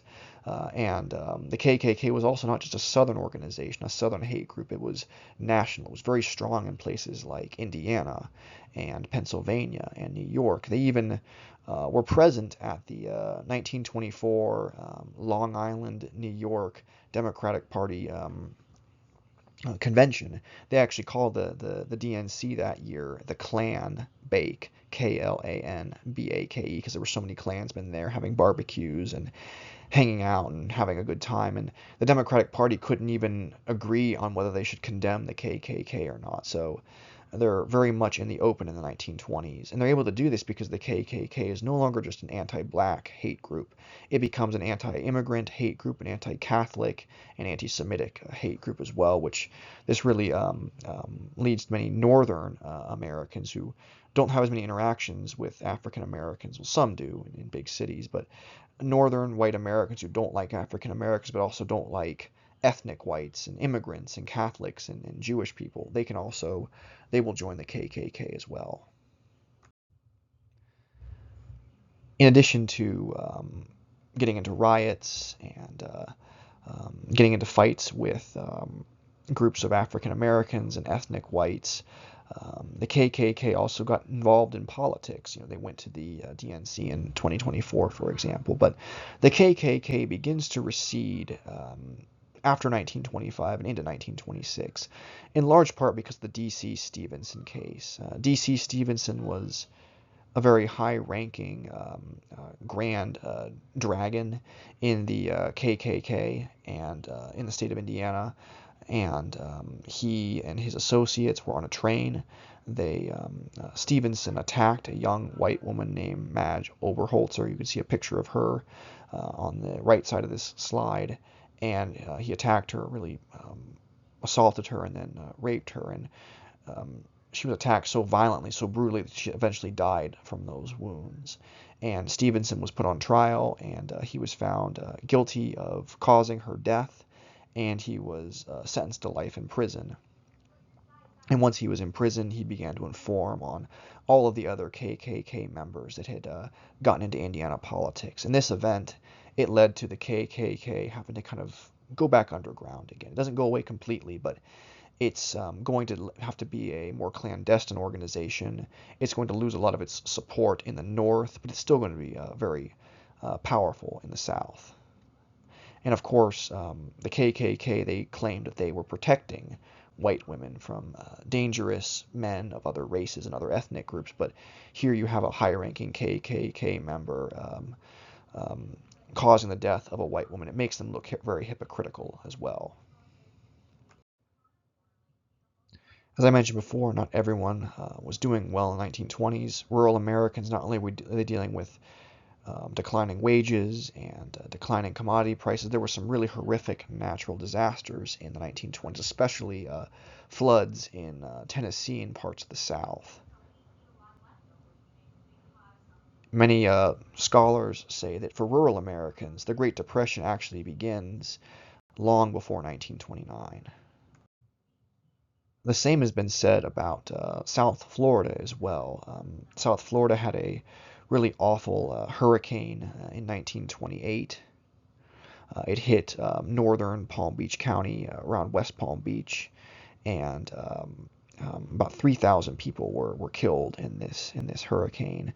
And the death rate, we believe, was especially high for African Americans who lived in housing that was not as good as white Americans. So there are mass graves and things like that that had to be made after the 1928 hurricane that hit Palm Beach County, Florida. This storm was probably a high Category 4. The hurricane category system was not developed until the 1970s. We're beginning to wrap up now, so we'll talk about the Great Crash of 1929 and the ensuing Great Depression. The 1920s was a dynamic, volatile decade when it came to economic growth. And for the most part, economic growth was pretty strong. Employment was good throughout the 1920s. All of that's going to change in 1929. There's going to be mass loss in consumer confidence, mass sell-off in stocks, and in some ways, the policies of the 1920s, this deregulatory, limited government, pro-business stance, in some ways enabled the 1929 crash and the ensuing Great Depression. What goes up must come down, and that's why I have a image of the Teapot Dome scandal here on this slide, along with a man selling a very nice car for $100. Conclusion. The 1920s was a time of great change, social, economic, the first real decade of the 20th century, and it ends with the great stock market crash of 1929, and then the Great Depression that sets in by early 1930. So to begin, between October 24th and 29th of 1929, there was a massive sell-off of stocks on the NYSE. The ensuing loss of stock revenue destroyed about $30 billion of wealth, or about $500 billion in today's money. Now, fewer Americans on the whole were in the market back then than now, but many Americans had bought stocks on credit, and if the stock you bought on credit is now worth 90% less than what you bought it for, but you still have that debt to pay off, you could really be in trouble. You could lose your car, you could lose your home if you have a mortgage, and as people are, some people, not everyone, but some people are losing their life savings.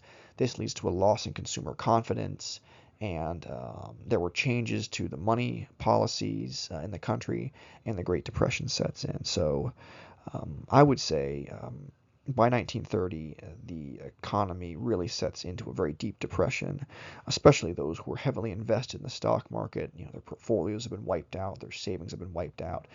Some investors did commit suicide. Some did have to sell all their possessions to try to get out of debt. And there has been a bit of sensationalization, though. This wasn't happening to every single American.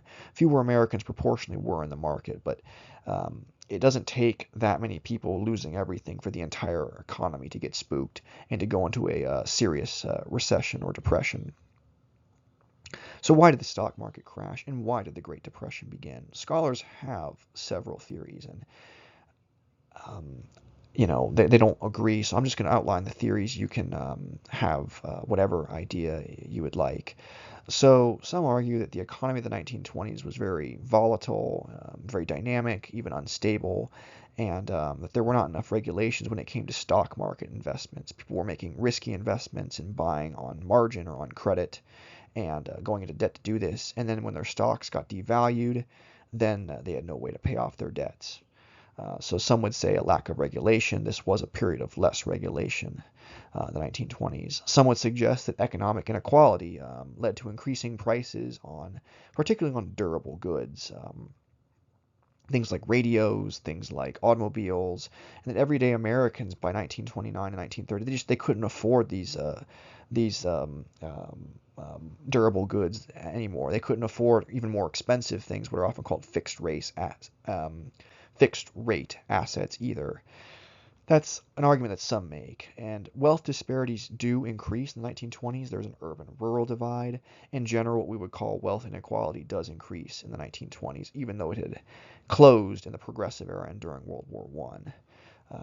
However, automobile prices, durable good prices, in many cases went down across the 1920s, and wages were actually going up for urban Americans, not for rural Americans. So I think there is something to the inequality argument, but I don't think it's the whole explanation.